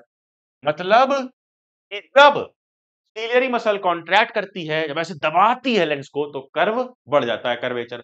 अब कर्वेचर बढ़ने से होगा क्या, तो कर्व्स हैं, इसको बढ़ने से होगा क्या, ध्यान से सुनो, बड़े डिटेल में बड़े लॉजिक के साथ पढ़ा रहा हूं, क्योंकि तो ये क्या है यार, मतलब ये क्या है, मतलब अगर मैं कर्व्स पढ़ा रहा हूं तो उसमें ये फोटो लगाने की क्या जरूरत थी। लगता है जो ये पीपीटी में मीम्स लगाता है लड़का, पैसे काटने पड़ेंगे, क्या मतलब कि मैं ही लगाता हूँ, आ जाओ, इधर आ जाओ, देखो देखो देखो, मजाक स्टार्ट किया था, देखो देखो देखो देखो। हमने क्या पढ़ा, कर्व, कर्वेचर, क्या पढ़ा हमने कि कर्वेचर कब बढ़ता है बेटा, कर्वेचर कब बढ़ता है, देखो यही लिखा है, कर्वेचर कब बढ़ रहा है, इंक्रीज कब कर रहा है, जब ये कॉन्ट्रैक्ट कर रही है, कौन, सीलरी मसल। और ध्यान दो, इन चारों में ए बी सी डी में से किसका कर्वेचर ज्यादा है, कर्वेचर कैसे बढ़ता है मैंने बताया था, ऐसे बैलून है तो दबाओ सिर, बैलून को दबाओ सिर, तो क्या होगा, लेंथ कम होगी, लेकिन ये और गोला हो जाएगा। तो ज्यादा इसमें किसका कर्वेचर है, जल्दी बताओ, ये देखो, ये ऐसा है, ये और बहुत पतला है, ये थोड़ा ज्यादा है, लेकिन ये बहुत ज्यादा है, यानी ए ऑप्शन, कर्व सबसे ज्यादा है, इसका कर्वेचर सबसे ज्यादा है। कर्वेचर किसका ज्यादा है बेटा, तुम नोटिस करोगे, ये वाला है, ये ए वाला डायग्राम, ये वाला है, ये वाला, जिसका कर्वेचर ज्यादा है, तुम नोटिस करोगे उसका फोकल लेंथ कम होता है। देखो, इसका फोकल लेंथ बस इतना ही सा है, और जो देखो ये पतला है, इसका कर्वेचर कम है, तो फोकल लेंथ बहुत बड़ा है, देखो। फिर उसके बाद ये भी पतला है, तो फोकल लेंथ बहुत बड़ा है, देखो देखो देखो देखो। मतलब हमें क्या समझ में आया कि सीलियरी मसल कॉन्ट्रैक्ट करेगी तो कर्वेचर बढ़ेगा, और कर्वेचर बढ़ेगा जब ऐसे गोला गोला गोला होता जाएगा, जितना कर्वेचर बढ़ेगा, जितना कर्व्स बढ़ेंगे, जैसे ए में बढ़े हैं, उतना ही फोकल लेंथ कम हो जाएगी। लॉजिक समझ में आया, हाँ समझ में आया। फोकल लेंथ सबसे कम इसमें बताना था इस क्वेश्चन में, which of the following convex lens has the shortest focal length. तो शॉर्टेस्ट फोकल लेंथ कैसे पता करेंगे, बस डायग्राम को देख करके, जिसमें ज्यादा ऐसे फूला हो, जिसमें ज्यादा कर्व्स होंगे, तो ऑप्शन नंबर ए। समझ में आई बात, समझ में आई बात, समझ में आ गई भैया, भैया समझ में आ गई। अब कैसे कर्वेचर, फोकल लेंथ और पावर रिलेटेड है, आ जाओ ये देखते हैं। बहुत इंपॉर्टेंट चीज पढ़ा रहा हूं बेटा, किसी लेक्चर में नहीं मिलेगी, लेकिन लॉजिक में मिलेगी, किसी लेक्चर में नहीं, लेकिन लॉजिक में मिलेगी, ठीक है। मान लो ये लेंस है, ठीक है, मान लो ये लेंस है, एक मिनट एक मिनट, मान लो ये लेंस है, मैं इसको दबाऊंगा तो क्या होगा, देखो ऐसे मैं इसको दबाऊंगा, अगर मैं इसको ऐसे दबाऊंगा, ऐसे पुश करूंगा तो क्या होगा, एक मिनट तो रुक जा तू। तो हम लोग, क्योंकि ये बहुत ही तिल्ली सी किताब है, अगर ये एक लेंस है और इसको हम लोग दबाएंगे तो क्या होगा, लेंस देखो ऐसा दिखता है, एक मिनट, बन गया लेंस, ऐसा दिखता है, ठीक है। ऊपर सीलरी मसल, नीचे सीलरी मसल, ऊपर भी मेरा हाथ सीलरी मसल है और नीचे भी मेरा हाथ सीलरी मसल है, बीच में लेंस है। इसको दबाएंगे तो क्या होगा, देखो ये दब रहा है, इसकी लेंथ कम हो रही है बेटा, लेकिन ये कर्वेचर बढ़ रहा है ना, दब रहा है, लेकिन इसके कर्व्स बढ़ जा रहे हैं, देखो ये मोटा हो जा रहा है। तो जब कर्व्स बढ़ेंगे तो क्या होगा, ध्यान से देखो, ध्यान से देखो, जब सीलरी मसल दबाएगी, दबाएगी तो बोले कॉन्ट्रैक्ट करेगी, सीलरी मसल कॉन्ट्रैक्ट करेगी, तो क्या होगा बेटा, क्या होगा, कर्व्स, कर्व्स यानी कर्वेचर बढ़ेगा, इंक्रीज। और कर्वेचर बढ़ेगा तो क्या होगा बेटा, अभी हमने देखा, कर्वेचर जितना ज्यादा, कर्वेचर जितना ज्यादा, उतना ही कम फोकल लेंथ, तो क्या होगा बेटा, focal length decrease, focal length decrease. और याद करो, याद करो, लाइट चैप्टर क्या पढ़ा था, क्या पढ़ा था, याद करो, फॉर्मूला पढ़ा था सिंपल सा, पावर का फॉर्मूला क्या था, P is equal to 1/f, है ना, कि पावर और फोकल लेंथ इनवर्सली प्रोपोर्शनल है, कि फोकल लेंथ अगर कम होगी ना तो पावर बढ़ेगी, मतलब यहाँ पे क्या होगा, यहाँ पे क्या होगा, जल्दी बताओ, फोकल लेंथ डिक्रीज हो रही है, तो यहाँ पे क्या होगा अगला स्टेप, क्या होगा अगला स्टेप, कमेंट में लिख दो फटाफट से, जाके पॉज करो वीडियो और कमेंट करना, देखूंगा कितने लोग का सही है, क्या होगा, जाहिर सी बात है, फोकल लेंथ कम, पावर बढ़ेगी, है ना, पढ़ा है हमने, तो पावर हो जाएगी इंक्रीज, बेटा पावर हो जाएगी इंक्रीज। क्या बात समझ में आई, देखो ये जो मैं इतना लंबा फ्लो चार्ट बता रहा हूं, तो मैं इतनी डिटेल में तुम्हें पढ़ा रहा हूं स्टेप बाय स्टेप, क्यों, मैं ये शून्य बैच में फ्री में इसीलिए पढ़ा रहा हूं, तुम्हें हर चीज जो पेड बैच में मिलती है, फ्री में यूट्यूब पे मिले। मैंने तुम्हें इससे रिलेटेड जो डीपीपी है, नोट्स है, वर्कशीट है, टेस्ट सीरीज है, सब कुछ फ्री में पढ़ने लक्ष्य ऐप पे दी है, अगर वहां से उठा लो बेटा, मैं बस चाह रहा हूँ कि तुम्हें फ्री में पूरा डिटेल में पढ़ाऊँ। ये नहीं कि बस आए, ऐसे स्लाइड बना ली है ना, उसपे ऐसे करके मैं मार्क करता चला जाऊँ फट, फट, फट। अभी देखो मैं मार्क करूँ फट, फट, फट, सब खत्म कर सकता हूँ। लेकिन मैं क्या चाहता हूँ? मैं क्या चाहता हूँ? मैं चाहता हूँ कि भाई तुम्हें डिटेल में सब समझ में आए। मैंने कहाँ से शुरू किया? कहाँ से शुरू किया? यहाँ से, कि भाई सीलरी मसल पहले तो रिलैक्स है, ऐसे दूर है, रिलैक्स है, दूर है। लेकिन जब इसको पुश करेंगे तो क्या होगा? कर्वेचर बढ़ेगा। और कर्वेचर बढ़ेगा मतलब फिर मैंने लॉजिक दिखाया। यहाँ पे सवाल एक दिखा करके लॉजिक दिखाया। कर्वेचर बढ़ता है, जैसे इसका बहुत बड़ा कर्वेचर है ना, बहुत बड़ा कर्वेचर है, तो इसका फोकल लेंथ बहुत कम है। कर्वेचर बढ़ा तो फोकल लेंथ कम, और जब फोकल लेंथ कम तो पावर ज्यादा। मतलब हम क्या इन दोनों चीज को रिलेट कर पा रहे हैं? ये क्या हम ये और ये रिलेट कर पा रहे हैं? बताओ, क्या हम ये कह सकते हैं कि अगर सीलियरी मसल कॉन्ट्रैक्ट करेगी तो पावर इंक्रीज हो जाएगी? क्या होगी बेटा? पावर इंक्रीज हो जाएगी। सही बात है? हाँ जी, सही बात है। और हम क्या पढ़ रहे थे? याद करो, एकोमोडेशन। हम क्या पढ़ रहे थे? एकोमोडेशन। एकोमोडेशन में क्या होता है? फोकल लेंथ कम ज्यादा। तो देखो सीलियरी मसल कर पा रहा है, सीलियरी मसल कॉन्ट्रैक्ट हुआ, जिसकी वजह से फोकल लेंथ डिक्रीज हुआ, पावर बढ़ी। तो मतलब सीलियरी मसल ही सारा का सारा एकोमोडेशन करता है। हम यही तो पढ़ रहे थे ना, accommodation of length. Curvature, focal length और पावर कैसे रिलेटेड है, ये मैंने यहां पर बता दिया, जो तुम्हें कोई नहीं बताएगा। तब उसको ही कर्वेचर कहते हैं। ठीक है? कर्वेचर बढ़ता है तो फोकल लेंथ कम होती है, और फोकल लेंथ कम होती है तो पावर बढ़ता है। चलो, अब हम आंखों के डिफेक्ट्स देखेंगे कि क्या क्या डिफेक्ट्स है। दो चीज मैंने पढ़ाई, ये आंखों के डिफेक्ट्स में बहुत काम आएगी। आ जाओ देखते हैं कैसे। आ जाओ, आंखों का डिफेक्ट। मेयोपिया, ये मायोपिया और मेयोपिया, कई बच्चे पढ़ते हैं इसको मेयोनीज पिया, ये पिया वो पिया, ओरे पिया, ओरे पिया, है ना? यार याद करो, याद करो, याद करो, याद करो कि कैसे वो शुरू शुरू में, यार याद करो, एक बार याद करो कि कैसे वो शुरू शुरू में तुम्हारे कितने पास आई। शुरू शुरू में वो तुम्हारे कितने पास आई, कितनी सुंदर लगती थी यार, मजा आ जाता था क्लास में उसको देख करके। जैसे ही वो अगली क्लास में गई, सेक्शन चेंज हुआ, टीम चेंज हुई, चीजें चेंज हुई, क्या हुआ? वो दूर चली गई, और दूर जाते जाते तो वो दिखना ही बंद हो गई। है, ये क्या हुआ? पास जब थी तो दिख रही थी, दूर जाता है दिखना ही बंद हो गया। तो जो ये पिया के साथ होता है ना, ये पिया के साथ होता है, तुम्हारा पिया जब पास रहता है तो दिखता है। जैसे ही थोड़ा वो रिलेशनशिप लॉन्ग डिस्टेंस होता है, पिया दिखना बंद हो जाता है। वही है मायोपिया, कि भाई पास की चीजें तो दिखती है, लेकिन दूर जाते ही दिखना बंद हो जाता है। यही है क्या? यही है मायो, मायोपिया। ये जो तुम्हारा पिया है, ये पिया जो है ये पास में तो दिखता है बेटा, दूर जाके नहीं दिखता है। मतलब नियर साइटेडनेस, इसमें दूर की चीजें सही से नहीं दिखती। ठीक है? इसका दूसरा नाम क्या है? Near sightedness. Near sightedness, sightedness मतलब दिखना, पास की चीजें दिखती है, दूर की चीजें नहीं दिखती। Near sightedness is a defect of vision due to which a person is not able to see distant object clearly. In myopia eye, image of distant object is not formed in front of the retina and not at the retina. ठीक है? मतलब image होती है ना distant object की, ये retina के पहले ही बन जाती है। अभी हम उसको देखेंगे। तो मैं एग्जांपल के लिए क्या लेके आया हूँ, ये जो पीछे वाले बच्चे हैं, जो ब्लैक बोर्ड पे पीछे बैठे हुए हैं एकदम, उनको नहीं दिखता है कि ब्लैक बोर्ड पे क्या लिखा है, स्मार्ट बोर्ड पे क्या लिखा है, क्योंकि वो बहुत पीछे बैठे हुए हैं, है ना? कहीं ना कैसा होता होगा, मेरे साथ भी यही हुआ यार। मैं अपना केस बताता हूँ, क्यों? मैं अपना केस बताता हूँ। मेरा क्या हुआ, मैं क्लास 6-7 में था, मुझे दिख ही नहीं रहा था ब्लैक बोर्ड पे क्या लिखा है। मैं आगे छोटी कर रहा हूँ, पावर लगा रहा हूँ, है ना, बहुत दिमाग लगा रहा हूँ कि भाई दिख जाए, दिख जाए, दिख जाए, बट दिख ही नहीं रहा है, दिख ही नहीं रहा है ना? अब दिख नहीं रहा है, इस चक्कर में मैं गया जाकर एक ऑप्टिकल वाले के पास, पापा के दोस्त थे वो। उन्होंने बोला बेटा अब तुझे नंबर का चश्मा लगेगा, माइनस नंबर का। क्यों? क्योंकि तुझे मायोपिया है। अब हम यही देखेंगे कि मायोपिया में कौन सा चश्मा लगता है, कैसे ठीक होता है। पहले हम क्या समझेंगे, मायोपिया में दिक्कत क्या है? क्या दिक्कत है बेटा? दूर का नहीं दिखता, पास का सब कुछ सही है। पास का सब कुछ सही मतलब नियर पॉइंट सही है, वो 25 सेंटीमीटर वाला तुम्हें जगह सही है। लेकिन जो दूर का पॉइंट था, फार पॉइंट, फार पॉइंट क्या था? इन्फिनिटी। फार पॉइंट क्या था बेटा? इन्फिनिटी। तो फार पॉइंट, तो फार पॉइंट है, तो फार पॉइंट है जो कि इन्फिनिटी पे होना चाहिए, है ना? इन्फिनिटी पे होना चाहिए, दूर होना चाहिए।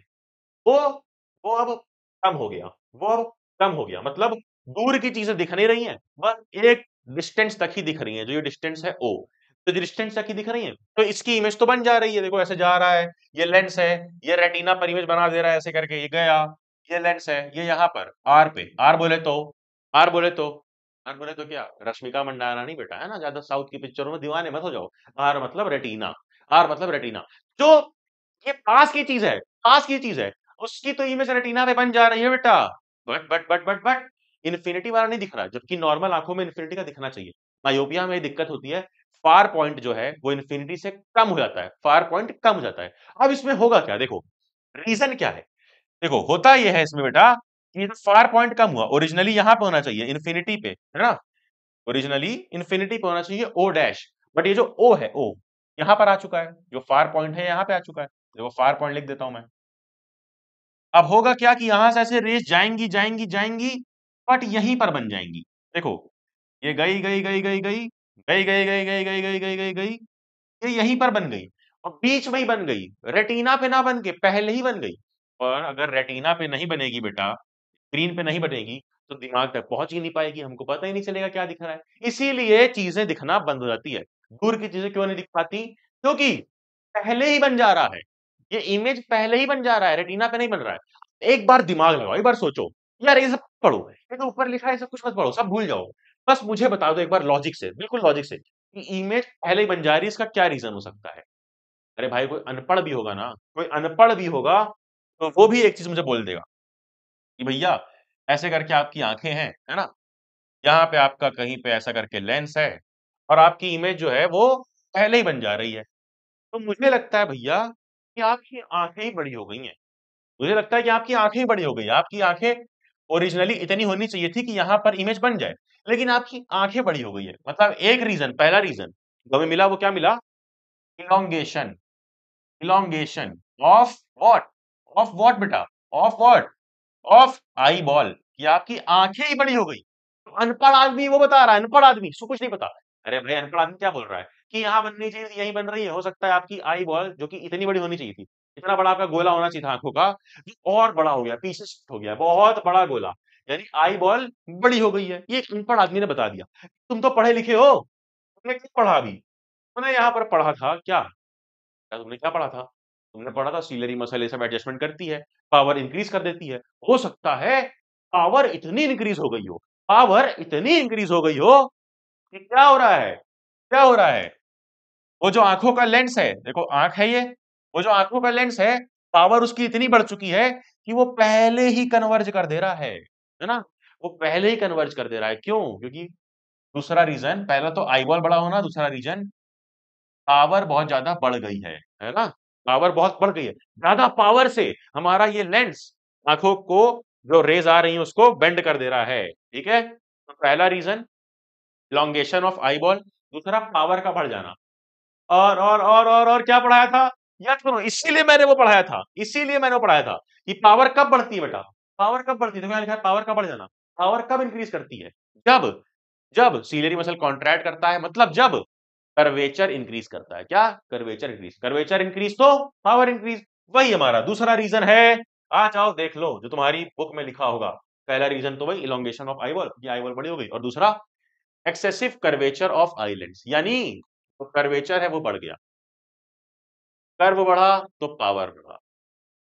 देखो कई लोग हो सकता है ना उन्हें ना समझ में आ रहा हो, लेकिन मैंने बेटा इसीलिए एक अनपढ़ वाले तरीके से बताया, अनपढ़ बिल्कुल, मतलब चैप्टर कुछ नहीं पढ़ा, अनपढ़ आदमी भी बोल देगा कि भाई साहब आपका ये लेंस था, आपकी ये आंखें थी, है ना, ये क्या बन गया, रुक जाओ, ये आपका लेंस था, ये आपकी आंखें थी, ठीक है, अब आपकी इमेज बननी चाहिए थी यहां पर जाकर के, लेकिन आपकी इमेज बन जा रही है यहीं पे, तो हो सकता है कि आंख जो ऐसे होने वाली थी भाई साहब वो और बड़ी हो गई है, तो पहला रीजन तो ये हो गया इलोंगेशन ऑफ आईबॉल, दूसरा रीजन उसने बोला कि आपकी आंखें तो चलो मान लो बराबर है, ये लेंस है आपका, जो ये लेंस है ना आपका, ये जो लेंस है ये इतना पावरफुल हो गया है कि रेस को पहले ही कन्वर्ज कर दे रहा है, इसको वहां करना चाहिए, इसकी कम पावर रहेगी तो दूर इस पॉइंट पे होगा, बट इतना पावरफुल हो गया कि पहले ही कन्वर्ज कर दे रहा है, तो दो रीजन। और पावर कब ज्यादा होता है बेटा, ज्यादा होता है जब इसको, जब इसको जो सीलरी मसल लगी हुई है, जो सीलरी मसल लगी हुई है इसको दबाती है,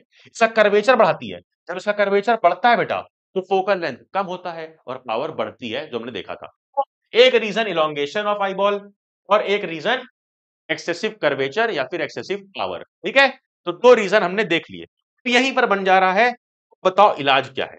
अब बताओ इलाज क्या है, ये भी ना, तो कोई नहीं भी पढ़ा है कुछ वो भी बता देगा। अरे यार मान लो, जैसे मान लो हुआ क्या, तुम्हारे आसपास जो गुंडे हैं, मवाली हैं, जो आसपास माफिया बनते रहते हैं छोटे मोटे, माफिया जो है आसपास, वो बहुत पावर दिखा रहे हैं, बहुत पावर में आ गए हैं। किसी को भी मार दे रहे हैं, किसी को भी पीट दे रहे हैं, किसी को भी तोड़ दे रहे हैं, किसी को भी फोड़ दे रहे हैं, तो वहां पर आना पड़ता है बुलडोजर शासन। और जब बुलडोजर शासन वहां पे आता है बेटा, तो उसकी पावर कम हो जाती है ना। अच्छे से अच्छे माफिया की पावर कम हो जाती है जब उत्तर प्रदेश में बुलडोजर चलता है। मतलब कि भैया ये जो पावर बढ़ गई है कॉन्वेक्स लेंस की, इसको काटने के लिए कुछ आना पड़ेगा।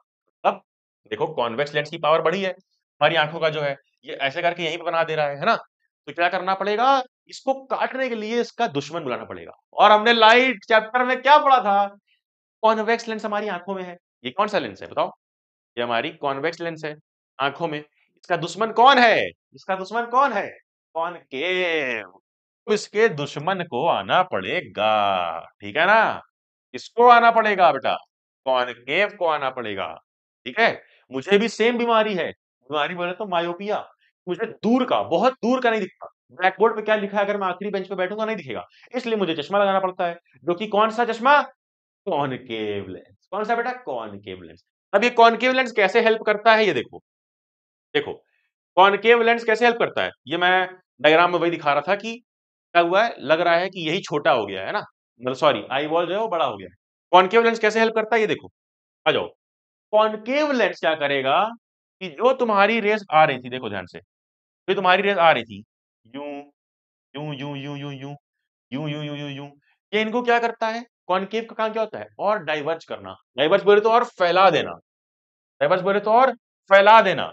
तो ये क्या कर रहा है, ये रेज को और फैला दे रहा है, और फैला रहा है दूर तक, देखो। और जब इसको दूर कर दे रहा है, जब इसको दूर कर दे रहा है, तो चाहे जितना भी पावरफुल हो हमारा कॉन्वेक्स लेंस, ऑलरेडी इसको दूर से लाइट मिल रही है। जब हमारे कॉन्वेक्स लेंस को, जो हमारी आंखों का लेंस है, इसको जब ऑलरेडी और दूर से ये रेस मिल रही हैं, तो ये बेचारा जब इसको दबा रहा है ना, अपनी पावर लगा रहा है, तो ये पावर यहीं पर आकर के एंड हो रही है रेटिना पे। ठीक है, मतलब कई सारी कैलकुलेशन की जाती है, एडजस्टमेंट की जाती है, उस हिसाब से डिसाइड करा जाता है कि किसको कितनी पावर का ये कॉनकेव लेंस लगाना है। जैसे मुझे -3, मुझे -4 लगा है, किसी को -1, किसी को -1 2, है ना। ये पावर कैसे डिसाइड होती है, ये वाले लेंस की पावर है ये पावर जो है जो लगी मुझे, ये क्या है, कॉनकेव लेंस। मतलब ये लेंस जो है बेटा, ये क्या है, कॉनकेव लेंस क्या है, ये जो चश्मा लगा है उसमें है। तो चश्मा वाला लेंस का पावर तो हम डिसाइड कर सकते हैं। अब इसको डिसाइड किया जाता है इसके हिसाब से, इसकी इतनी पावर है वैसे इसका पावर रखते हैं। तो अब इसको क्या करेंगे, उसका पावर डिसाइड करके यहाँ पे आगे लगा देंगे चश्मे के तरीके। उसने चश्मा पहन लिया, आंखों ने चश्मा पहन लिया, तो अब जो भी रेज आएंगी वो क्या होंगी, वो थोड़ी सी फैल जाएंगी, ताकि जो इसको दबा रहा था ये कम दबा पाए और जाके रेटिना पे इमेज बन जाए, है ना, रेटिना पे इमेज बन जाए। तो ये कैसे सही होता है बेटा, मायोपिया कैसे सही होता है बेटा। यस यस यस, सुनाई दे रहा है, मुझे सुनाई दे रहा है। कमेंट में भी सुनाई देना चाहिए वरना पीट दूंगा घर पे आके। कमेंट में भी सुनाई देना चाहिए, क्या क्या सुनाई देना चाहिए कि myopia is treated by concave lens. Simple, very simple, very simple. अब एक सवाल कर लो बेटा, ये है सीबीएसई का पापा क्वेश्चन, देखो। The power of a lens x is -2.5 D. D बोले तो, डी बोले तो डैन, नहीं बेटा पकड़ा गया। डी बोले तो dioptre, dioptre SI unit. B से डायोप्टर था ना, एसआई यूनिट ऑफ पावर, तो वही -2.5 D. Name the lens and determine its focal length in centimetre for which eye defect the vision will an optical optician, यानी कि जो doctor होता है आंखों का, prescribe this type of lens as a corrective lens. तो देखो ध्यान से समझो, पावर कितनी दी हुई है, -2.5 डायोप्टर। ठीक है, -2.5, याद करो, याद करो बेटा, लेंस चैप्टर मैंने पढ़ाया था कि फोकल लेंथ, लाइट चैप्टर में पढ़ाया था, फोकल लेंथ पॉजिटिव हमेशा किसकी होती है, कॉन्वेक्स। नेगेटिव हमेशा किसकी होती है, कॉनकेव। चाहे लेंस हो, चाहे मिरर हो, फोकल लेंथ नेगेटिव हमेशा कॉनकेव की होती है। नेगेटिव दी गई है मतलब कि ये भी कैसा है, कॉनकेव है। क्यों, क्यों भैया, ये तो पावर दी है, ये तो फोकल लेंथ नहीं दी है। अबे गधू, अबे गधू, पावर क्या होता है? पावर क्या होता है? पावर तो यही होता है 1/f। पावर तो यही होता है 1/f। तो तो focal length, power sign same ही है। मतलब कि पावर का अगर दिया हुआ है सिंबल माइनस में, तो उसका मतलब साफ हो जाता है कि वो लेंस कौन सा है बेटा, वो लेंस है कॉनकेव लेंस। ठीक है। और कॉनकेव लेंस अभी बताया कब पहनते हैं, कौन से डिफेक्ट के लिए? मायोपिया।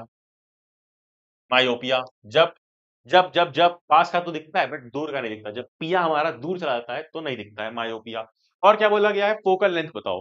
तो मैंने तुमको पढ़ाया था ऑलरेडी उसी चैप्टर में। पावर का फॉर्मूला बेटा 1/f। कब? जब फोकल लेंथ मीटर में हो। कब कब कब? जब फोकल लेंथ मीटर में हो। लेकिन इसी पावर का फॉर्मूला होता है 100/f। कब? जब फोकल लेंथ सेंटीमीटर में हो। और हमसे बोला गया है सवाल में कि फोकल लेंथ किसमें निकालो? सेंटीमीटर में। यही गलती तो करते हो तुम, यही गलती तो मैं तुम्हें नहीं करने देना चाहता। पीट दूंगा आके क्या? फोकल लेंथ सेंटीमीटर में बोला, गधे, सेंटीमीटर में। इससे पहले कि मेरा राजू वाला मोड एक्टिवेट हो जाए, जल्दी से सही बता दे, कौन सा मोड लगेगा? सेंटीमीटर वाला, है ना भैया? सही बोला। अब पावर क्या थी? -2.5। तो 100/f निकालना है हमें। तो इस फॉर्मूले को जब आगे सॉल्व करोगे तो f इधर चला जाएगा, 2.5 इधर चला जाएगा, और f की वैल्यू क्या आ जाएगी बेटा? 1000/25, और निगेटिव का साइन, तो f की वैल्यू आ जाएगी 40 सेंटीमीटर नेगेटिव में, -40 सेंटीमीटर। देखा, फोकल लेंथ भी नेगेटिव आया, power negative, focal length negative. समझ में आ गई बात? तो अब अगर तुम्हें इस तरह के सवाल दिए जाएंगे तो उसमें क्या होगा बेटा? उसमें होगा पावर। अब पावर नेगेटिव है तो समझ जाना क्या है वो? कॉनकेव। और उसमें होगा अगर पॉजिटिव तो क्या है वो? कॉन्वेक्स। फिर पावर से तुम निकाल लोगे फोकल लेंथ इस फॉर्मूले से। बस 1/f लिखना है या 100/f, डिपेंड करेगा मीटर सेंटीमीटर पे। फिर उसके बाद बोलेगा कौन सी बीमारी को ठीक करता है, तो कॉनकेव वाला ठीक करेगा मायोपिया, और कॉन्वेक्स वाला ठीक करेगा एक दूसरी बीमारी जिसे अब हम पढ़ेंगे। इसका नाम क्या है? हाइपरमेट्रोपिया। क्या तकलीफ है सज्जन को? मोदी जी बोल रहे थे ना, क्या तकलीफ है सज्जन को? तो बताओ क्या तकलीफ है तुम्हें? क्या पास का नहीं दिखता, या दूर का नहीं दिखता, या सब बराबर दिखता है? कमेंट में बताओ। कई बच्चे तो इतने स्पेशल हैं जिनको पास का दूर का सब बराबर दिखता है। लेकिन जब जब स्क्रीन पे लेकिन जब जब स्क्रीन पे रात के 11 बजते हैं, जब वो इनकॉग्निटो टैब खुलता है तो सब बराबर दिखता है। चाहे उस समय चश्मा मिला हो चाहे ना मिला हो, लाइट बंद है, सब बराबर दिखता है। सब पता है बेटा, सब पता है ना? सब पता है। सर बता दे शांति से, सर बता दे क्या होता है ये हाइपरमेट्रोपिया? पढ़ा है ना? ये लो बताओ।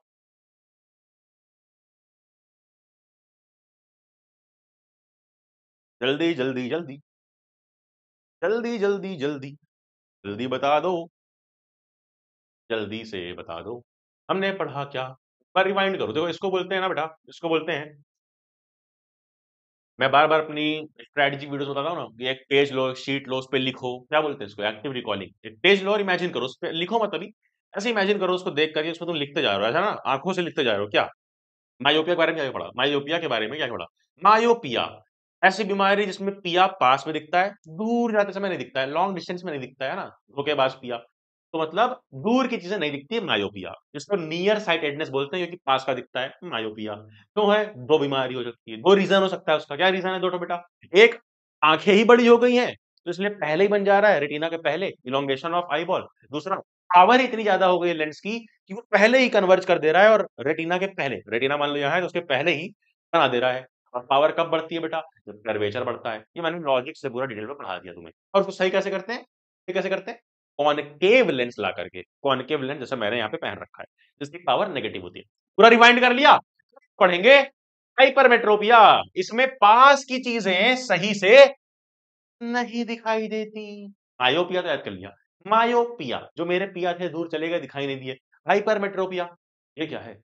हाइपरमेट्रोपिया भाई, दूर की चीजें तो दिखती है मुझे, बस पास की चीजें नहीं दिखती। ये अक्सर बूढ़े लोगों में होता है। फार साइटेडनेस, इसको क्या बोलते हैं? फार साइटेडनेस। फार साइटेडनेस क्यों? कि पार का, दूर का दिख रहा है ना, दूर का दिख रहा है बट पास का नहीं दिख रहा है। It's defect of vision due to which a person is not able to see nearby object clearly. In hypermetropia the image of nearby object is found behind the retina. पहले तो retina के पहले बन जा रही थी image, है ना, बट अब रेटिना के बाहर इमेज बनेगी। क्यों? आओ देखते हैं। इस बार भी 110%, लॉजिक के साथ आ जाओ देखते हैं। देखो, देखो इसमें क्या हुआ? देखो इसमें क्या हुआ? सबको पता है कि जो ओरिजिनल नियर पॉइंट होता है वो 25 सेंटीमीटर की 25 सेंटीमीटर हम लोग देख सकते हैं। बट इस बीमारी में क्या हो रहा है कि पास की चीजें नहीं दिखाई दे रही है, मतलब कि 25 सेंटीमीटर थोड़ा गड़बड़ा गया है, कि थोड़ा गड़बड़ा गया है, इधर उधर हो गया है ना, कि थोड़ा इधर उधर हो गया है। कौन? नियर पॉइंट जो एन डैश है, ये ओरिजिनल, ये एन डैश, ये कितना होना चाहिए था बताओ? ये 25। एक मिनट, एक तो अगर अच्छी हैंडराइटिंग मत लिखो तो बच्चे बोलते हैं कि आपकी हैंडराइटिंग कैसी है ना बेटा, कैसी है? जरा जा। 25 सेंटीमीटर, है ना? ये नियर पॉइंट होता है एक्चुअली। बट इसमें हुआ क्या ना, ये इस बीमारी में क्या हुआ कि ये नियर पॉइंट दूर चला गया। दूर चला गया बोले तो ओरिजिनली 25 सेंटीमीटर दिखना चाहिए, बट ये दूर चला गया। दूर से देख ले रहा है, दूर से दिख रहा है, कहाँ से ला रहा है, नियर पॉइंट पे तो नहीं दिख रहा है, जो कि दिखना चाहिए। यही तो बीमारी का नाम है, ये बीमारी का नाम है हाइपरमेट्रोपिया, फार साइटेडनेस, दूर का दिखता है, पास का नहीं दिखता। तो इससे दिक्कत क्या हुई कि नियर पॉइंट जो है वो लंबा हो गया, 25 सेंटीमीटर से बढ़ गया नियर पॉइंट इसका। तो ये प्रॉब्लम है। और क्या प्रॉब्लम है? प्रॉब्लम ये है कि जो इमेज बन रही है, देखो ये इमेज बन रही है, ये बेटा बाहर चली जा रही है। प्रॉब्लम बेटा ये है कि बेटा बाहर चली जा रही है यूं। ये रेटिना यहाँ पर है, ये देखो ये रेटिना ये होता है ना, ये लेकिन रेटिना से बाहर चली जा रही है। क्यों हो रहा होगा ऐसा? ऐसा क्यों हो रहा होगा? सोचो एक बार, एक बार सोचो। मैंने बताया था कि जो अनपढ़ आदमी है वो भी सोच लेगा, ये जो अनपढ़ आदमी है बेटा वो भी सोच लेगा। ये क्या हो गया? ये हमारा लेंस है आंखों का। ये क्या हो गया? ये आई बॉल बन गई, है ना? होता क्या है, ऐसे जा करके इसको यहाँ पर बन जाना चाहिए ओरिजिनली, लेकिन इस बीमारी में क्या हो रहा है बेटा, ये ऐसे करके बाहर बन रहा है, ये ऐसे करके बाहर कहीं पे बन रहा है। ये जो इमेज है ये कहीं बाहर पे बन रही है, मतलब क्या हो रहा है? हाँ, एक अनपढ़ आदमी क्या बोलेगा कि ये जो आंखें हैं भाई साहब आपकी, ये जो आपका आंखें हैं भाई साहब, मुझे लगता है सही जगह बन रही है। देखो, मुझे लगता है भाई साहब कि ये बहुत सही जगह बन रहा है, ये बहुत सही जगह बन रहा है, लेकिन मुझे लगता है कि आपकी आंखें ही छोटी हो गई हैं, श्रिंक हो गई हैं। आपकी आई बॉल, आपकी ओरिजिनल आंख भाई साहब इतनी बड़ी हो सकती थी।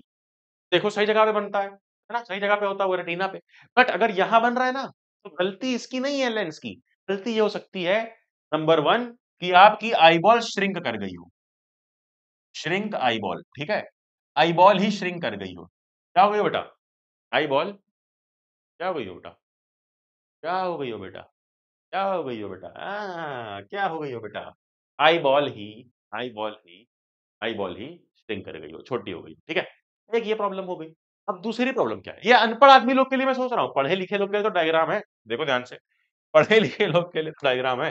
देखो लाइट आई, बाहर चली गई, क्यों? क्योंकि हो सकता है कि जो आई बॉल थी ये पहले बड़ी थी, बट अब छोटी हो गई है। आई इज टू शॉर्ट, छोटी हो गई है, यहीं पर खत्म हो जा रही है, जबकि इसको बड़ा होना चाहिए था।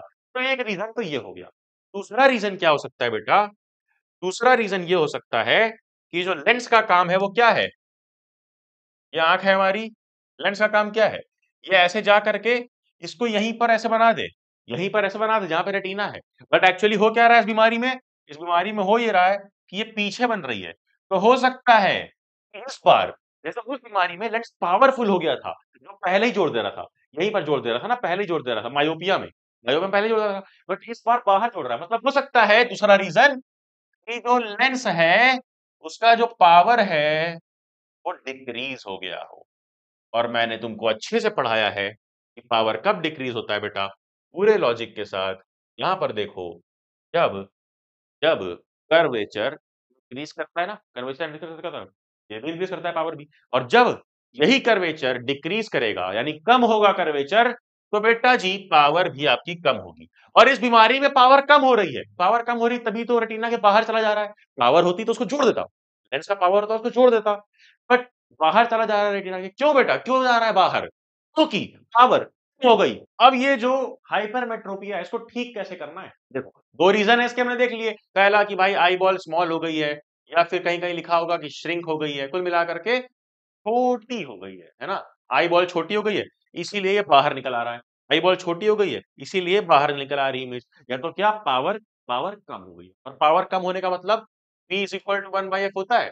पावर कम होने का मतलब क्या कि फोकल लेंथ का बढ़ना। तो focal length of the eye is too long. या तो फोकल लेंथ बढ़ गई है, पावर कम हो गई, या तो बोल दो कि कर्वेचर ही कम हो गया, कर्वेचर कम तो भी पावर कम। रिलेशन मैंने दिखाया है पूरा का पूरा। अब समझो बात को क्या कि इसको ठीक कैसे करेंगे। देखो प्रॉब्लम क्या आ रही है हमारे साथ। प्रॉब्लम ये आ रही है इस बीमारी में कि जो इमेज है वो बाहर बन रही है, रेटिना के भी बाहर। अब इसको अंदर बनाना है तो क्या करना पड़ेगा, इसको और कन्वर्ज करना होगा।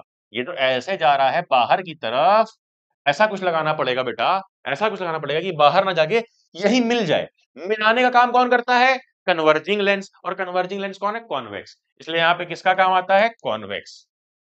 कॉन्वेक्स, और कॉन्वेक्स की पावर हमेशा पॉजिटिव होती है। ठीक है, तो पॉजिटिव पावर का लेंस लगाएंगे, कौन सा, कॉन्वेक्स लेंस। इसके लिए हाइपरमेट्रोपिया के लिए। अब एक नई बीमारी का जन्म हुआ, एक नई बीमारी, इसका नाम है प्रेसबायोपिया। क्या है नाम बेटा, प्रेसबायोपिया। इसमें भी पास की ही चीजों को देखने में दिक्कत होगी, पास की चीजों को, लेकिन वजह कुछ और होती है। मायोपिया में क्या था कि मेरे पिया दूर चले गए, मेरे भैया दूर चले गए, दूर का नहीं दिख रहा था, है ना, दूर का नहीं दिख रहा था। हाइपरमेट्रोपिया में पास का नहीं दिख रहा है, और प्रेस बायोपिया में भी पास की चीजें नहीं दिखती, देखने में दिक्कत होती है। बट रीजन कुछ और है। रीजन क्या है, वहां पर तो दो रीजन थे, फोकल लेंथ बड़ी हो गई है या पावर कम हो गई है, या इलोंगेशन नहीं, श्रिंक हो गया, आईबॉल श्रिंक हो गया। बट यहाँ पर क्या है बेटा, सीलियरी मसल जो है वो वीक हो गई है उम्र के साथ। जब उम्र ऐसी हो जाए कि आप चंपक चाचा वाली उम्र में आ जाओ, जेठालाल के पिताजी वाली उम्र में, तो क्या होता है वहां पे, सीलियरी मसल कम हो जाती है, वीक हो जाती है, और कॉन्ट्रैक्शन नहीं हो पाता है सही से, जिससे फोकल लेंथ का एडजस्टमेंट नहीं हो पाता है, और ऑब्जेक्ट्स नॉर्मल नियर पॉइंट पे नहीं होते हैं, जिससे प्रॉब्लम होती है देखने में। इसको बोलते हैं प्रेसबायोपिया। मतलब यहाँ पे रीजन सिर्फ एक होता है। देखो देखो देखो देखो देखो देखो, जब पास की चीजें देखने में दिक्कत हो किसी और रीजन की वजह से, तो वो है हाइपरमेट्रोपिया। बट पास की चीजें देखने में दिक्कत हो सीलियरी मसल के वीक पड़ जाने की वजह से, तो वो क्या है बेटा, वो है प्रेसबायोपिया। अब ये रीजन क्या है, due to gradual weakening of ciliary muscle, diminishing flexibility of eye lens. जो आई लेंस लगा था ना, इसकी फ्लेक्सिबिलिटी अगर खराब हो जाए तो भी ये होता है। अब अ पर्सन में suffer from both myopia and hypermetropia, they require bifocal lens. ये प्रेस बायोपिया में भी बाइफोकल लेंस चाहिए होता है, और जिनको दोनों है उनको भी बाइफोकल लेंस चाहिए होता है। क्यों, क्योंकि जब बहुत उम्र के बाद होता है तो ऑलरेडी उनको मायोपिया भी रहता है, हाइपरमेट्रोपिया भी, प्रेस बायोपिया भी आ गया। तो क्या हुआ, एक बाइफोकल लेंस की जरूरत पड़ी, जिसके अंदर क्या हो बेटा, ऐसा चीज हो, जिसके अंदर क्या हो बेटा, ऐसा चीज हो, जिसके अंदर यहां पर नीचे की तरफ लगा हो, नीचे की तरफ लगा हो एक प्लस साइन वाला, प्लस साइन मतलब पावर जिसकी प्लस हो, convex mirror, convex lens, sorry convex lens. और ऊपर के साइड लगा हो क्या, ऊपर के साइड क्या लगा हो, देखो ऊपर के साइड लगा हो नेगेटिव पावर वाला, है ना, नेगेटिव पावर मतलब कॉनकेव, ऊपर कॉनकेव लगा हो नीचे पॉजिटिव, इसको बोलते हैं बाइफोकल लेंस। क्योंकि इसमें दो फोकल लेंथ के हैं, इसका अलग अलग फोकल लेंथ होगा और इसका अलग। तो बाइफोकल लेंस कहां काम आते हैं, प्रेस बायोपिया के ट्रीटमेंट में। ठीक है, चलो अब आ गया है ये, अब आ गया है ये सीबीएसई का एक पापा क्वेश्चन। एक पापा क्वेश्चन है, इसका आंसर वही है जो अभी हमने पढ़ा है। आंसर मुझे कमेंट में बता दो, जो बताएगा उसको मैं खुद बताऊंगा, उसको मैं खुद रिप्लाई करूंगा, सीबीएसई का पापा बना दूंगा। जल्दी बताओ, जल्दी बताओ, चलो आगे आ जाओ। ओहो, आंसर नहीं देखना है, अपने से बताना है पॉज करके। चलो अब आ गया है रिफ्रैक्शन थ्रू अ प्रिज्म। अब जो पार्ट बचा है ना चैप्टर का, बहुत इजी, बोले तो बहुत ही इजी, एकदम इजी पीसी पार्ट बचा है। देखो बहुत जल्दी जल्दी खत्म भी होगा। देखो ध्यान से, ये क्या है, ये क्या है, एक प्रिज्म है। सबने प्रिज्म के बारे में ऑलरेडी पढ़ रखा है, नहीं पढ़ रखा है तो प्रिज्म बना लो। ऐसा करके एक ट्रायंगल है प्रिज्म, ठीक है। होता क्या है इसमें बेटा, लाइट ऐसे आती है यूं। अब लाइट जो आई उसको क्या बोलते हैं बेटा, इंसिडेंट रे। सबको पता है ना इतना तो, अरे भाई इतना तो पढ़ा ही होगा, लाइट चैप्टर में पढ़ाया था मैंने। लाइट आई, क्या है ये, इंसिडेंट रे है। क्या है ये, इंसिडेंट रे है। नहीं मजा आ रहा है, नहीं मजा आ रहा है, नहीं मजा आ रहा है, रुक जाओ और अच्छी ड्राइंग कर दूं। लो, तुम्हें ड्राइंग ही समझ में आती है तो ये लो, ड्राइंग ही समझ में आती है तो ये लो, ये लो भाई, अच्छी ड्राइंग ले लो। ठीक है, तुम खुश हो, अब दिल में सुकून आ रहा है कि हाँ हाँ हाँ हाँ हाँ, अच्छी ड्राइंग बना दी भैया ने, अब पढ़ेंगे। आ जाओ पढ़ते हैं, आ जाओ पढ़ते हैं। देखो ये आई लाइट, ये कौन सी लाइट हो गई, इंसिडेंट रे। फिर ये क्या हुई, ये मान लो एक ट्रायंगल है, ये प्रिज्म है, ये प्रिज्म है, लेकिन एक लेंस जैसा है ये कैसा है बेटा, अरे प्रिज्म नहीं देखे हो क्या, रुक जाओ रुक जाओ, मैं तुम्हारे लिए लेकर के आया हूँ। तुमने अगर प्रिज्म नहीं देखा है तो मैं दिखाऊंगा, डोंट यू वरी। ये देखो, ये देखो, ये है एक प्रिज्म। ये क्या है, हर तरफ से एक लेंस जैसा है, इधर से लाइट आएगी लेंस, इधर से लाइट आएगी लेंस। ये लेंस की तरह बिहेव करेगा, मिरर की तरह नहीं, क्योंकि ये बिल्कुल ट्रांसपेरेंट है। देखो, ये बिल्कुल ट्रांसपेरेंट है। ये एक प्रिज्म है तो ट्रांसपेरेंट है, इसकी हर एक साइड लेंस की तरह बिहेव करेगी। लेंस क्या करता है बेटा, क्या करता है? रिफ्रैक्शन, रिफ्रैक्शन ना। क्या करेगी ये रे? अगर हम इस पे नॉर्मल ड्रॉ करें, मान लो नॉर्मल कैसा होता है, सरफेस के 90 डिग्री पे नॉर्मल, तो ये 90 डिग्री पे होगा सरफेस के नॉर्मल एन, है ना, एन। बट नॉर्मल से किधर जाएगी, ये देखो एन अगर ड्रॉ कर दें नीचे ऐसे आएगी। नॉर्मल से किधर जाएगा, ये पहले हवा में था, हवा से आया लेंस में, यानी rarer to denser, rarer to denser. क्या होता है, रेरर टू डेंसर जब जाता है तो क्या होता है बेटा, नॉर्मल के पास। लाइट चैप्टर में पढ़ाया था, नॉर्मल के पास। तो क्या होगा, ये नॉर्मल के पास जाएगी, ये वाली इंसिडेंट रे कैसे जाएगी, ऐसे यूं सीधे। अब फिर से एक और पार्ट आ गया, फिर से एक और। अब इस बार क्या हो रहा है, ये टेंसर से रेरर में जा रहा है, ये टेंस है ऑलरेडी।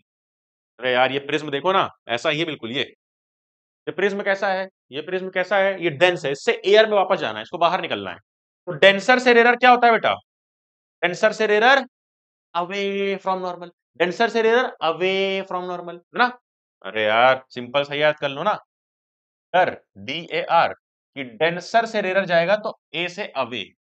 डर क्या, डी ए आर, डेंसर से रेरर अवे फ्रॉम नॉर्मल। अब ये जो नॉर्मल यहां पे रहेगा, नॉर्मल कैसे बनता है, सरफेस के 90 डिग्री पे। तो सरफेस के 90 डिग्री पे बना दो नॉर्मल, 90 डिग्री पे ये एक और बन गया नॉर्मल, है ना, एक और नॉर्मल बन गया। ठीक है, एक और नॉर्मल गया, इसको बोल दो n1, इसको बोल दो n2। तो क्या होगा ये नॉर्मल से, क्या होगा ये नॉर्मल से, अवे, अवे, अवे बोले तो इसके पास ऐसे नहीं चिपकेगा, नहीं चिपकेगा, नहीं, अवे चला जाएगा, दूर, दूर चला गया। समझ में आया क्या, समझ में आया क्या, समझ में आया क्या, ये दूर चला गया। ठीक है, सिंपल, ओके भैया। मतलब पहले आया, पास गया, क्यों, क्योंकि रेरर से डेंसर नॉर्मल के पास जाएगा, ये नॉर्मल से पास जाएगा। फिर रेरर से डेंसर नॉर्मल से देखो दूर जा रहा है, ये नॉर्मल इधर है बट ये दूर जा रहा है, ओके भैया। अब ये दूर चला गया। अब ये हुआ क्या, इसका नाम बता दो फटाफट से, नाम बता दो, नाम बता दो। ये हो गया इंसिडेंट रे, ये हो गया इंसिडेंट रे नंबर 1। ठीक है, फिर इधर रिफ्रैक्ट हो गया, रिफ्रैक्शन, रिफ्रैक्ट हो गया। तो ये क्या हो गया, ये क्या हो गया, ये दूसरा वाला, ये हो गया रिफ्रैक्टेड रे, रिफ्रैक्टेड रे। और जो बाहर निकला, ये सारा सैर करके गुफा वगैरह में घूम के, ये कौन बाहर निकला, ये कौन बाहर निकला, तीसरा वाला, ये होता है बेटा जी इमरजेंट रे। क्या होता है बेटा, इमरजेंट रे। ठीक है, थर्ड वाला। अब सबसे जो जो एंगल बन रहा है, वो एंगल का नाम बता दो। देखो, ये इंसिडेंट है, इसका जो एंगल बनेगा वो क्या होगा बेटा, इसका जो एंगल बनेगा वो क्या होगा, एंगल ऑफ इंसिडेंस। फिर उसके बाद जो रिफ्रैक्शन है, इसका क्या होगा, एंगल ऑफ रिफ्रैक्शन। फिर उसके बाद एंगल ऑफ इमरजेंस, ये भी नाप लो नॉर्मल से, है ना, ये भी नाप लेंगे नॉर्मल से, एंगल ऑफ इमरजेंस हो गया। लेकिन लेकिन एक चीज बताओ, ये जो प्रिज्म का एंगल होता है, ये जो ट्रायंगल है, ये जो एंगल होता है, इसको क्या बोलते हैं, ये जो प्रिज्म का एंगल है, ये होता है एंगल ऑफ प्रिज्म, को एंगल ऑफ प्रिज्म बोलते हैं। ठीक है, अब एक चीज ध्यान देना, अब एक चीज ध्यान देना। इमेजिन करो कि यहाँ पे ये प्रिज्म नहीं होता, इमेजिन करो अभी जो जो हमने पढ़ा वो नहीं होता, क्या होता वहां पे, अगर प्रिज्म नहीं होता तो ये ऐसे निकल जाता। बेटा कैसे निकल जाता, ये जो लाइट है वो कैसे निकल जाता, देखो पिंक कलर से दिखाऊं, like pink, I do pink. देखो कैसे, ये जो लाइट है, ये इंसिडेंट रे कैसे निकल जाता है, ऐसे। अगर कुछ भी ना होता तो ये ऐसे सीधे निकल जाता, निकल जाता क्या, निकल जाता क्या सीधे, हाँ। बट ये अक्सर गया नहीं, नहीं, आखिरी में कैसा निकला, ये इमरजेंट रे ऐसा निकला। इसको पीछे ट्रेस कर दो ऐसे, जहां पर ये कटे, जहां पर ये कटे, जहां पर ये कटे, कौन सा, ये इमरजेंट रे जो हमने पीछे ड्रॉ किया, इसको हमने पीछे खींचा इमरजेंट रे को, ये जहां पर ओरिजिनल इंसिडेंट रे पे क्लिक करे, ये जो एंगल बनेगा बेटा, इस एंगल को क्या बोलते हैं, एंगल ऑफ डेविएशन। कि कितना ज्यादा डेविएट हो गया, डेविएशन मतलब डिस्ट्रैक्ट हो जाना। तुम भी जा रहे थे, जा रहे थे, जा रहे थे अपनी जर्नी पे बड़े फोकस से कि मुझे क्लास में 98, 99, 99.999 परसेंटेज लाने हैं, लेकिन एक सुंदर कन्या मिल गई तो अपने रास्ते से डेविएट हो गए, डिस्ट्रैक्ट हो गए। तो बस वो भी हुआ यहाँ पर डिविएशन, किसका, डेविएशन। ये एंगल कैसे नापते हैं, तो इमरजेंट है उसको पीछे खींचो, और जो ओरिजिनली जा रहा था उसको बना दो, जो एंगल बने दोनों के बीच, किसके बीच, इंसिडेंट और इमरजेंट के, वो होगा एंगल ऑफ डेविएशन। ठीक है, इस वाले डायग्राम में तुम्हें क्लियरली यहाँ पर दिख रहा होगा एंगल ऑफ डिविएशन कैसे। देखो देखो रेड कलर से ये इंसिडेंट है, सीधे सीधे सीधे सीधे सीधे बनाते चले जाओ। और ये जो इमर्जेंट रे बाहर जो आ रही थी, ये वाली ई इमर्जेंट रे, इसको भी पीछे खींच दो खींच दो खींच दो। दोनों आपस में जहां टकराए जो ये एंगल बनेगा इसको बोलते हैं एंगल डी, यानी इमर्जेंट, यानी इमर्जेंट और इंसिडेंट के बीच में एंगल ऑफ डेविएशन। ठीक है, देखो angle D angle of deviation, समझ में आया क्या। ये डायग्राम इंपॉर्टेंट है, इसकी लेवलिंग आ सकती है, यहां पर देख लेना। अब हम बढ़ेंगे आगे। अब हम बढ़ेंगे कहां, ऐसा आगे बढ़ेंगे कि चैप्टर कर देंगे स्वाहा। बहुत इजी है। अब देखो क्या होता है व्हाइट लाइट में। अरे भाई ये प्रिज्म है, इसको लू मैं इधर से लाइट मारूंगा, इधर से लाइट मारूंगा, इधर से निकलेगा क्या, कलरफुल निकलेगा, कलरफुल। और कैसा कलरफुल, विबग्योर। नीचे वॉयलेट होता है, ऊपर रेड होता है, विबग्योर, VIBGYOR, विबग्योर। तो इधर से व्हाइट लाइट गया, इधर से विबग्योर आ गया, इसको क्या बोलते हैं, डिस्पर्जन। क्या बोलते हैं, डिस्पर्जन। इस फेनोमेनन को, इस प्रोसेस को बोलते हैं डिस्पर्जन। और ये जो ऐसे बैंड बना है, कलरफुल बैंड जो बना है, इस बैंड को क्या बोलते हैं बेटा, स्पेक्ट्रम। कलरफुल बैंड को स्पेक्ट्रम और प्रोसेस को डिस्पर्जन। अब ये होता कैसे है, ये होता कैसे, ये स्पेक्ट्रम बनता कैसे है, ये बनता है बेटा वेवलेंथ के हिसाब से। ध्यान से देखो, विबग्योर, विबग्योर यहां से स्टार्ट हुआ, वी से स्टार्ट हुआ, उधर आर तक गया, रेड तक। अब इसमें वेवलेंथ किसकी बड़ी होती है, इसकी 400 है, इसकी 800।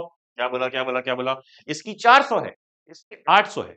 वेवलेंथ किसकी बड़ी हुई, किसकी बड़ी हुई, इस वाले साइड की, लाल वाले साइड की वेवलेंथ बड़ी हुई। मतलब हमने क्या समझा कि जो वेवलेंथ बड़ी है वो ऊपर है, जो छोटी वेवलेंथ है, वॉयलेट छोटी वेवलेंथ है तो नीचे है। तो कैसे याद करोगे, एग्जाम में आएगा कि वॉयलेट नीचे क्यों है, क्योंकि उसकी वेवलेंथ छोटी है। याद कैसे करोगे, छोटे लोग को क्या करते हैं, ऐसे आया मोड़ के पीछे कर दिया, ऐसे आया मोड़ के नीचे कर दिया। छोटे लोग को तो मोड़ के दो थप्पड़ मार के भगा देते हैं। तो ये वॉयलेट नीचे आ गया और रेड ऊपर, क्यों, क्योंकि ये छोटा है, किस चीज में, वेवलेंथ में छोटा है रेड से। ठीक है, वही यहाँ पे लिखा है वेवलेंथ। चलो अब आगे आओ, ये पूरा लिखा हुआ है कि अलग अलग कलर बनते हैं। जहां पे रेड लाइट जो है वो सबसे कम बेंड होती है, वॉयलेट सबसे ज्यादा, क्यों, क्योंकि सब अपने अपने वेवलेंथ के हिसाब से होते हैं। ठीक है, अब न्यूटन साहब ने एक एक्सपेरिमेंट किया, उनको मजा नहीं आ रहा था एक सिंपल से, एक सिंपल ऐसे लिया और एक ऐसे लिया। क्या किया, एक ऐसे लिया और एक ऐसे लिया, उल्टा कर दिया। कैसे किया, कैसे किया, देखो इन्होंने ऐसे किया, दो प्रिज्म लिए, एक यूं ऐसा सीधा और एक उल्टा। अब होता क्या है, प्रिज्म से सब निकलता है जब प्रिज्म से ऐसे बाहर, तो क्या निकलता है, विबग्योर। विबग्योर ही निकला था, बट ये जो उल्टा वाला था इसने क्या किया, इसको वापस से व्हाइट बना दिया। यानी व्हाइट लाइट आई और वापस व्हाइट लाइट ही मिल गई। जब दो ऐसे लगाओगे, इसको क्या बोलते हैं बेटा, recombination of spectrum of white light. Recombination है ना, रिकॉम्बिनेशन। लेकिन हम पढ़ेंगे सीबीएसई का पापा क्वेश्चन, तो मतलब पापा लोग कर पाएंगे सिर्फ, जिनका दिमाग पापा के लेवल पे चलता होगा, है ना। पापा लोग शाणे होते हैं, पता है ना, पापा लोग बहुत शाणे होते हैं। वो तुम्हारी तारीफ डायरेक्ट नहीं करते कभी भी। जो पापा होते हैं हमारे, हमारी कभी तारीफ नहीं करेंगे। ये मम्मी को बोलते हैं, हाँ पढ़ाई कर रहा है आजकल, अच्छा पढ़ाई कर रहा है, ठीक है ठीक है। फिर मम्मी आके इनडायरेक्टली करती है ना। तो इसी का बिल्कुल उल्टा होता है, इसी का बिल्कुल उल्टा होता है। हमें पापा जब परमिशन चाहिए होती है, हम भी डायरेक्ट नहीं पूछते कभी, मम्मी को जाके चुपके से प्यार से बोलते हैं, और मम्मी पापा से बोलती है ना। ये रिलेशन बना देता है हमारा पापा का।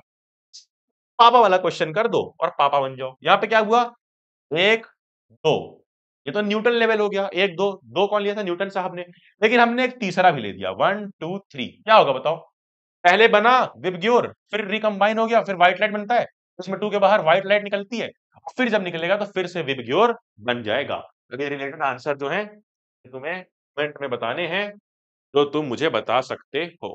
ठीक है, चलो अब हम पढ़ेंगे एक और फेनोमेनन, जिसको बोलते हैं बेटा जी एटमॉस्फेरिक रिफ्रैक्शन। क्या बोलते हैं, ये पढ़ लो, एटमॉस्फेरिक रिफ्रैक्शन। अभी तक तो भैया हमने पढ़ा था कि जो लेंसेज है वही रिफ्रैक्शन करते हैं, है ना, जो लेंस है वही रिफ्रैक्शन करता है। याद करने का तरीका भी हमने देखा था, DAR, कि डेंसर से रेरर की तरफ जब वो जाएगा तो क्या होगा उसका, उसका क्या होगा बेटा, अवे फ्रॉम नॉर्मल। ठीक है, क्या इतना याद है, हाँ भैया याद है। अब सुनो, इधर याद है ना, डेंसर से रेरर, अवे फ्रॉम नॉर्मल। ठीक है, सुनो, मान लो मैं बना देता हूं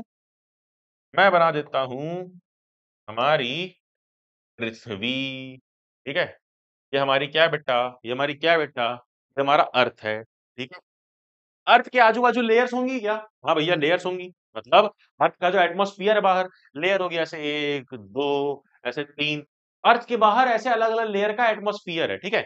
ये बीच में है हमारा अर्थ, समझ में आया क्या? बीच में अर्थ, बाहर अलग-अलग लेयर है। अब ध्यान से सुनना, जैसे-जैसे तुम पृथ्वी के ऊपर जाओगे, जैसे-जैसे पृथ्वी के ऊपर चलते चले जाओगे, तो वैसे-वैसे गर्म होता जाएगा टेम्परेचर। क्या होता जाएगा ऊपर जाते-जाते? ऐसे-ऐसे हॉट होता जाएगा, है ना? Temperature hot. और हॉट मतलब होता है रेरर। हॉट मतलब रेरर, मतलब कि कैसा होगा? रेरर होगा, हल्का होता जाएगा। जैसे-जैसे ऊपर वैसे-वैसे हल्का। और डेंसर से रेरर हमने पढ़ा है, उसी का उल्टा क्या होता है बेटा? इसी का उल्टा होता है भैया, रेरर से डेंसर जब जाता है तो क्या होता है? अवे फ्रॉम द नॉर्मल ना होकर के ये हो जाता है टुवर्ड्स द नॉर्मल। कब? जब उल्टा जाए, रेरर से डेंसर में। रेरर से रेरर से डेंसर, ठीक है? अब देखो हो क्या रहा है यहाँ पे, ये बाहर वाला रेरर है, बताया ना ऊपर वाले हॉट होते हैं, जो ऊपर वाला लेयर है एकदम बाहर वाला ये रेरर है, अंदर वाला डेंसर है, तो क्या होगा? मान लो ये सन, ये अर्थ है, बाहर कहीं पे सन है, ठीक है? बाहर कहीं पे सन मान लो, ठीक है? यहाँ सन से लाइट आनी है, तो यहाँ लाइट आएंगी कैसे आएगी? देखो ऐसे आई रे, ये डेंस है ना? डेंस अंदर रेरर क्या होगा? नॉर्मल बनाओ, अवे फ्रॉम द नॉर्मल, फिर ये अवे फ्रॉम द नॉर्मल, फिर ये अवे फ्रॉम द नॉर्मल। तो यहां पर अगर कोई है तो इसको दिखेगा कि ऐसे आ रहा है, ऐसे, बट एक्चुअल में सन यहां पर होता है। मतलब अगर मैं तुमको इस डायग्राम में बनाऊं, इस डायग्राम में अगर दिखाऊं, तो तुम्हें क्लियरली दिखेगा। ये देखो मान लो कोई स्टार है या सन है, कोई भी है, लाइट का सोर्स, जहां से लाइट आ रही है, तो लाइट आई तो ऐसे, फिर ऐसे हो गई, फिर ऐसे हो गई, फिर ऐसे हो गई, और तब यहां पहुंची। और हमें तो लग रहा है कि ये यहाँ पे होगा ओरिजिनली कुछ। जब हमारे पास लाइट ऐसे पड़ रही है, किसी की आंख में लाइट ऐसे पड़ रही है, तो उसको क्या लगेगा? सीधे वो देखेगा कि हाँ वहां पे सूरज है। हम भी जब देखते हैं जहां से लाइट आती है, हाँ वहां पे सूरज है, लेकिन एक्चुअली ये कहीं कुछ और है, ये कहीं और पे है। क्यों ऐसा हो रहा है? क्योंकि एटमॉस्फेरिक रिफ्रैक्शन होता जा रहा है, हर लेयर का अपना अपना डेंसिटी है, हर लेयर में इसीलिए रिफ्रैक्शन हो रहा है। क्या बोलते हैं? Refraction of light by earth atmosphere is known as atmospheric refraction. Atmospheric refraction is caused by bending of light rays when they pass through layers of earth atmosphere which are of different optical densities। Densities मतलब वही अलग अलग refractive index की वो layers होती हैं। सुनो, rainbow कब बनता है बेटा? ध्यान से देना, ध्यान से देखना। रेनबो कब बनेगा? जब तुम ऐसे खड़े हो, सामने वाटर ड्रॉपलेट्स हैं, बरसात हुई है, थोड़ा मॉइस्चर है एटमॉस्फेयर में, और पीछे से सूरज आ रहा है, पीछे से सूरज आ रहा है। सूरज जब पीछे से आएगा तभी तुम्हें रेनबो दिखेगा, कभी आगे से नहीं, याद रखना। कैसे बनेगा? आओ देखते हैं। देखो क्या होता है बेटा, सनलाइट ऐसे आती है, ये रेन ड्रॉप होता है ना? ये रेन ड्रॉप होता है। आई ऐसे, ये रेन ड्रॉप कैसा बिहेव करता है? बिल्कुल प्रिज्म की तरीके। रेन ड्रॉप कैसा बिहेव करता है? बिल्कुल प्रिज्म की तरीके। क्या होगा? इसमें टूट जाएगा विबग्योर में। फिर ये अंदर क्या होगा? पूरा का पूरा रिफ्लेक्ट हो जाएगा वापस, पूरा इधर आया और फिर ये वापस आ गया। होता क्या है इधर? नीचे वाला वॉयलेट, ऊपर वाला रेड, विबग्योर बन गया, और जो ये हमें ये बाहर निकलता हुआ दिख रहा है ना, यही रेनबो होता है, जो बाहर निकलता है। देखो यहाँ पर देखो, इसमें समझ में आएगा कि इधर से लाइट आई, ये वाटर की बूंद है, मॉइस्चर है, इधर से लाइट आई, रिफ्रैक्शन हुआ, फिर ये पूरा का पूरा रिफ्लेक्ट हुई, और फिर जो इधर निकलता हुआ ये जो दिख रहा है, ये जो फाइनल निकल रहा है, यही रेनबो हमें दिखता है, इसी को हम रेनबो मानते हैं।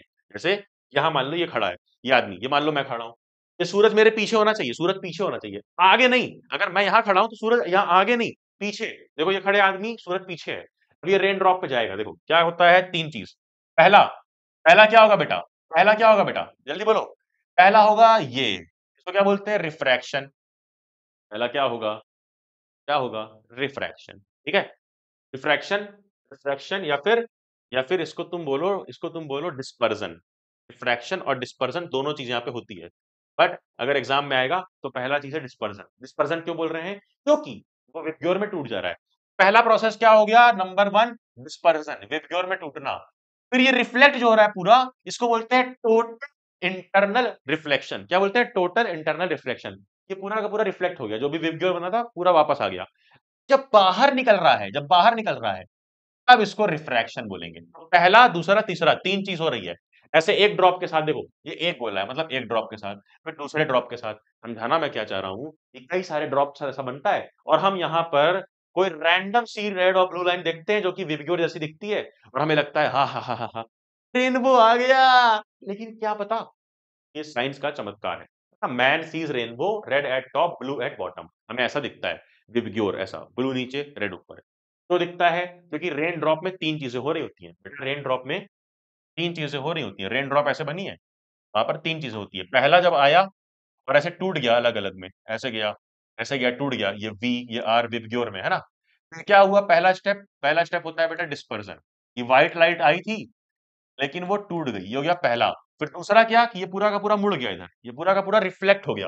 ये क्या होगा, पूरा इंटरनली रिफ्लेक्ट हो गया। दूसरा स्टेप टोटल, ध्यान से सुनो, ये एग्जाम में सेम डायग्राम आएगा, टोटल इंटरनल रिफ्लेक्शन। फिर क्या होगा, अब क्या ये रिफ्लेक्शन होगा वापस? नहीं, अभी तो बाहर निकल रहा है। ये बिल्कुल कैसा बिहेव कर रहा है, प्रिज्म जैसा बाहर निकल रहा है। तो क्या हो रहा है, ये बाहर ऐसा निकला, वी और आर विबग्योर, और ये जब निकला तो ये थर्ड स्टेप यहाँ पे क्या हुआ, रिफ्रैक्शन। तो तीन स्टेप हुए, डिस्पर्जन, टोटल इंटरनल रिफ्लेक्शन और रिफ्रैक्शन। और इस तरह से हमें दिखा रेनबो। ये एक क्वेश्चन जिसका आंसर मुझे कमेंट में चाहिए। चलो आगे आ जाओ। अब एक और सीबीएसई का पापा क्वेश्चन जो हम लोग अभी देखेंगे। पहले हम आगे फोकस करेंगे तभी हमें ये क्वेश्चन बन पाएगा, जब हम देखेंगे आगे। आगे क्या पढ़ना है हमें, ये जब तुम रोमांटिक जगह पे बीच पे बैठे होते हो उसके साथ, है ना, कभी गए तो नहीं होगे, अभी मुझे इतने भी बड़े तो हुए नहीं होगे मुझे लगता है, बट जाओगे एक दिन अपनी प्रेमिका के साथ जिसके साथ अभी क्लासरूम में बैठते हो, एक दिन जाके ऐसे देखोगे और वो तुम्हें कह रही होगी फालतू की बातें कि बेबी हम हमेशा साथ रहेंगे, जैसे ये पानी साथ है, एक दिन फिर वो खुद ही छोड़ के चली जाएगी, है ना। यही रियलिटी है बेटा, लड़कों के साथ ऐसा ही होता है। मगर तुम्हें क्या फोकस करना है, ये जो सनराइज और सनसेट है, ये हमेशा हमेशा डिलेड होगा। क्या, सनराइज जो है ये हमेशा पहले दिखेगा हमें, और सनसेट जो है ये हमेशा डिलेड दिखेगा। क्यों क्यों दिखेगा? अरे भाई अब मुझे पढ़ाना भी नहीं पड़ेगा, अब लॉजिक भी नहीं बताना पड़ेगा, क्योंकि अब तुम्हें पता है, मैंने बता दिया एटमॉस्फेरिक रिफ्रैक्शन। देखो होता क्या है, सूरज एक्चुअली यहाँ पे होता है बट इसकी रेज जो है, ये देखो, ये थिनर है, ये क्या है, थिनर है, ये डेंसर है। तो ऐसे हुई ऐसे हुई ऐसे हुई, फिर ये ऐसे हो गई। और अगर मैं यहाँ पर खड़ा हूं अपनी आंखें लेकर के, तो मुझे कैसे दिखेगा, हम लोग सूरज ऐसे देखते हैं ऐसे। अगर इधर से रोशनी आ रही है तो हमें लगेगा हाँ सीधे ही है, तो हमें लगेगा कि हाँ सूरज यहाँ पर है, परसीव्ड शेप एंड पोजीशन, लेकिन वो एक्चुअली नीचे है। तो इसी को बोला जाता है कि एडवांस सनराइज, हमें पहले ही दिख जाता है। ठीक है, उसी तरीके से सनसेट में भी देर तक सनसेट दिखता रहता है। सनसेट हो ही रहा है बट हमें दिख रहा है, क्यों? सनसेट हो ही रहा है अभी, सनसेट कह लो, देर तक दिखता रहता है। क्यों? सनसेट मान लो हो भी जाए ना तब भी दिखेगा। जैसे कि मान लो ये सनसेट वाली पोजीशन, अब सनराइज नहीं सनसेट इमेजिन करो कि सनसेट बिल्कुल नीचे जा चुका है, बिल्कुल नीचे जा चुका है, सनसेट हो चुका है यहाँ पर, बट हमें फिर से दिखेगा क्या कि ये सूरज तो सामने ही है, मतलब हमें लगेगा हाँ हाँ हाँ हाँ, इतना बढ़िया सनसेट है, लाल लाल पूरा है, लेकिन वो ऑलरेडी नीचे जा चुका है ना, वो ऑलरेडी नीचे जा चुका है। बट बिकॉज ऑफ रिफ्रैक्शन, कौन सा refraction, atmospheric refraction, about 4 minute का अंतर रहता है। 2 मिनट सनराइज, 2 मिनट सनराइज पहले दिख जाता है और 2 मिनट सनसेट, जो सूरज डूबता है, वो देर तक दिखता रहता है। यानी 4 मिनट दिन में तुम्हें एक्स्ट्रा मिलते हैं, फिर भी तुम पढ़ाई करते नहीं। फिर अगला क्या है, ट्विंकलिंग ऑफ स्टार्स। अब ये क्यों होता है बेटा, क्योंकि देखो हम यहाँ पर हैं, फिर से वही एटमॉस्फेरिक रिफ्रैक्शन, ऐसे ऐसे अलग अलग लेयर बनी हुई है, अलग अलग लेयर बनी हुई है। ये क्या है, ये क्या है, स्टार है ना, ये स्टार है। अब यहाँ से लाइट आई, आई लाइट, पहले ऊपर क्या है, गर्म हवा यानी डेंस, सॉरी डेंस नहीं डेंस नहीं डेंस नहीं डेंस नहीं डेंस नहीं, गर्म हवा यानी रेयर, रेयर हल्की हवा। गर्म हवा हल्की होती है, उड़ जाती है, तो गर्म हवा है हल्की है, रेयर से डेंसर, रेयर से डेंसर टुवर्ड्स द नॉर्मल, फिर रेयर से डेंसर टुवर्ड्स द नॉर्मल, फिर रेयर से डेंसर टुवर्ड्स द नॉर्मल। बच्चे को ऐसे दिखा, बच्चे को जिधर से दिखेगा वो तो उधर ही दिखेगा ऊपर, पापा पापा तारा, पापा पापा तारा। पापा उसको क्या बोलेंगे, उंगली ऊपर दिखाएंगे, बच्चा भी ऊपर ही दिखाएगा, तो उनको लगेगा कि ऊपर है, यहाँ पर है, स्टार पोजीशन यहाँ पर है, बट एक्चुअल में वो कहाँ है, यहाँ पे है। और स्टार जो है ना, स्टार जो है बेटा वो इतना छोटा है कि बहुत जल्दी जल्दी जल्दी जल्दी रिफ्रैक्शन करता है, कभी यहाँ दिख रहा है, कभी यहाँ दिख रहा है, कभी यहाँ दिख रहा है, कभी यहाँ दिख रहा है। इसलिए हमें स्टार लगता है कि वो ट्विंकल हो रहा है, ट्विंक ट्विंक ट्विंक ट्विंक ट्विंक, इसी को बोलते हैं ट्विंकलिंग। ठीक है, ट्विंकलिंग इफेक्ट इसीलिए होता है। ठीक है, as the path of rays of light coming from star goes on varying, हमेशा वेरी करता रहता है, तो इसलिए फ्लक्चुएशन होता है, जिसकी वजह से आई में फ्लिकर होता है, इसी को ट्विंकलिंग ऑफ स्टार बोलते हैं। चलो अब स्कैटरिंग ऑफ लाइट हमें पढ़ना है, तो बड़ा सिंपल है स्कैटरिंग ऑफ लाइट। ठीक है, स्कैटरिंग ऑफ लाइट, स्कैटरिंग क्या है, लाइट है, क्या बेटा, लाइट है, आई, टकराई और फैल गई, लाइट आई टकराई और फैल गई, लाइट आई टकराई और फैल गई, इसको बोलते हैं scattering. The process by which light is dispersed in all direction by particles in the atmosphere. ये किस पे डिपेंड करता है, वेवलेंथ पे। शॉर्टर वेवलेंथ जो होती है, शॉर्टर कौन सी होती है, बताया था ना, विबग्योर में, विबग्योर में ये वाली वेवलेंथ ज्यादा होती है रेड वाली साइड की, और ये वाली कम होती है। तो जो शॉर्टर है जैसे कि ब्लू कलर हो गया, वॉयलेट हो गया, इंडिगो हो गया, ये सब ज्यादा स्कैटर करती है। वेवलेंथ कम, स्कैटरिंग ज्यादा। ठीक है, ये लॉजिक समझ में आ गया? आ जाओ आगे, आ जाओ आगे। अब अब ये देख लो, एक होता है टिंडल इफेक्ट। जब यहाँ से फ्लैश लाइट डालोगे, सॉल्यूशन है तो इसमें नहीं दिखेगा। टिंडल इफेक्ट में क्या होता है, जब ये सॉल्यूशन यानी चीनी पानी को पूरा घोल दो, चीनी पानी को पूरा घोल के रख दो, इसमें लाइट तुम्हें नहीं दिखेगी। लेकिन यहाँ पर क्या लिख दो, वाटर और मिल्क रख दो जो आपस में ना मिलता हो, हेट्रोजीनियस मिक्सचर, 9th में पढ़ा था हेट्रोजीनियस, जो आपस में ना मिलता हो, वहां पर ये दिखेगा। क्यों? क्योंकि जब आपस में नहीं मिला तो उसके पार्टिकल्स यहाँ घूम रहे होते हैं, उसी में टकराता है टकराता है टकराता है टकराता है, आपस में स्कैटरिंग होती है, इस वजह से हमें दिखता है। स्कैटरिंग की वही वजह से ये टिंडल इफेक्ट होता है। ठीक है, चलो आगे जाओ। टिंडल इफेक्ट समझ में आया? हाँ। अब देखो टिंडल इफेक्ट एक और जगह दिखता है हमें। जब भी कभी देखोगे कि धूप आ रही है ऊपर से, कहाँ पर आ रही है? कभी फॉरेस्ट में आ रही है जहाँ ढेर सारे पेड़ की छांव है, छोटे से होल से आती है और नीचे फैल जाती है, ऐसे दिखती रहती है हमें आती हुई। क्यों ऐसा हमें आती हुई क्यों दिखती है? अरे यार, इमेजिन करवा दूं, इमेजिन करवा दूं। देखो क्या होता है बेटा, पेड़ होता है पूरा बहुत ढेर सारा, सनलाइट कहीं थोड़ी सी भी आती है तो हमें ऐसे दिखती रहती है, वो सन रेज ऐसे दिखती रहती है। क्यों? क्योंकि फॉरेस्ट में मिस्ट होता है, एटमॉस्फेयर में थोड़ी वाटर होता है, गंदगी होती है, पार्टिकल्स होता है, पॉल्यूशन होता है, बहुत सारी चीजें होती है मतलब। और कोई चीज है, छोटे छोटे पार्टिकल्स हैं, तो उसी में ऐसे लाइट लड़ रही है आपस में, लड़ रही है फैल रही है, लड़ रही है फैल रही है। लड़ने फैलने को क्या बोलते हैं? स्कैटरिंग। तो वो टिंडल इफेक्ट यहाँ पर भी होता है। ठीक है, टिंडल इफेक्ट यहाँ पर भी होता है। Scattering of light makes the particle visible. Tyndall effect can also be observed when sunlight passes through a canopy of dense forest. ये यहाँ पे लिखा है। पूछा है when a beam of light passes through a region of very fine dust particle, जो मैंने बताया एग्जांपल में, कौन सा कलर ऑफ लाइट है जो सबसे ज्यादा स्कैटर होता है? बताओ कौन सा कलर? अभी बताया, हर वाला। कौन सा? जो छोटा वेवलेंथ का है, वॉयलेट वाले साइड का, यानी ब्लू, ब्लू वाला साइड। ठीक है, चलो आगे आओ। अब ये पूछा जाएगा व्हाई इज द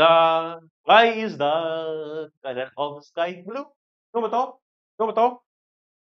क्योंकि देखो, वेवलेंथ सबसे शॉर्टर किसकी है? मैंने बताया विब ग्योर जब लिखते हो ऐसे करके, तो यही वाली की वेवलेंथ सबसे छोटी है, और जिसकी वेवलेंथ सबसे छोटी होती है इधर वाले साइड की, वो ज्यादा स्कैटर होता है, ये ज्यादा स्कैटरिंग होगा। तो ये ब्लू वाला लाइट ज्यादा स्कैटर होता है बाय एटमॉस्फेरिक पार्टिकल्स। ज्यादा स्कैटर होगा तो क्या होगा?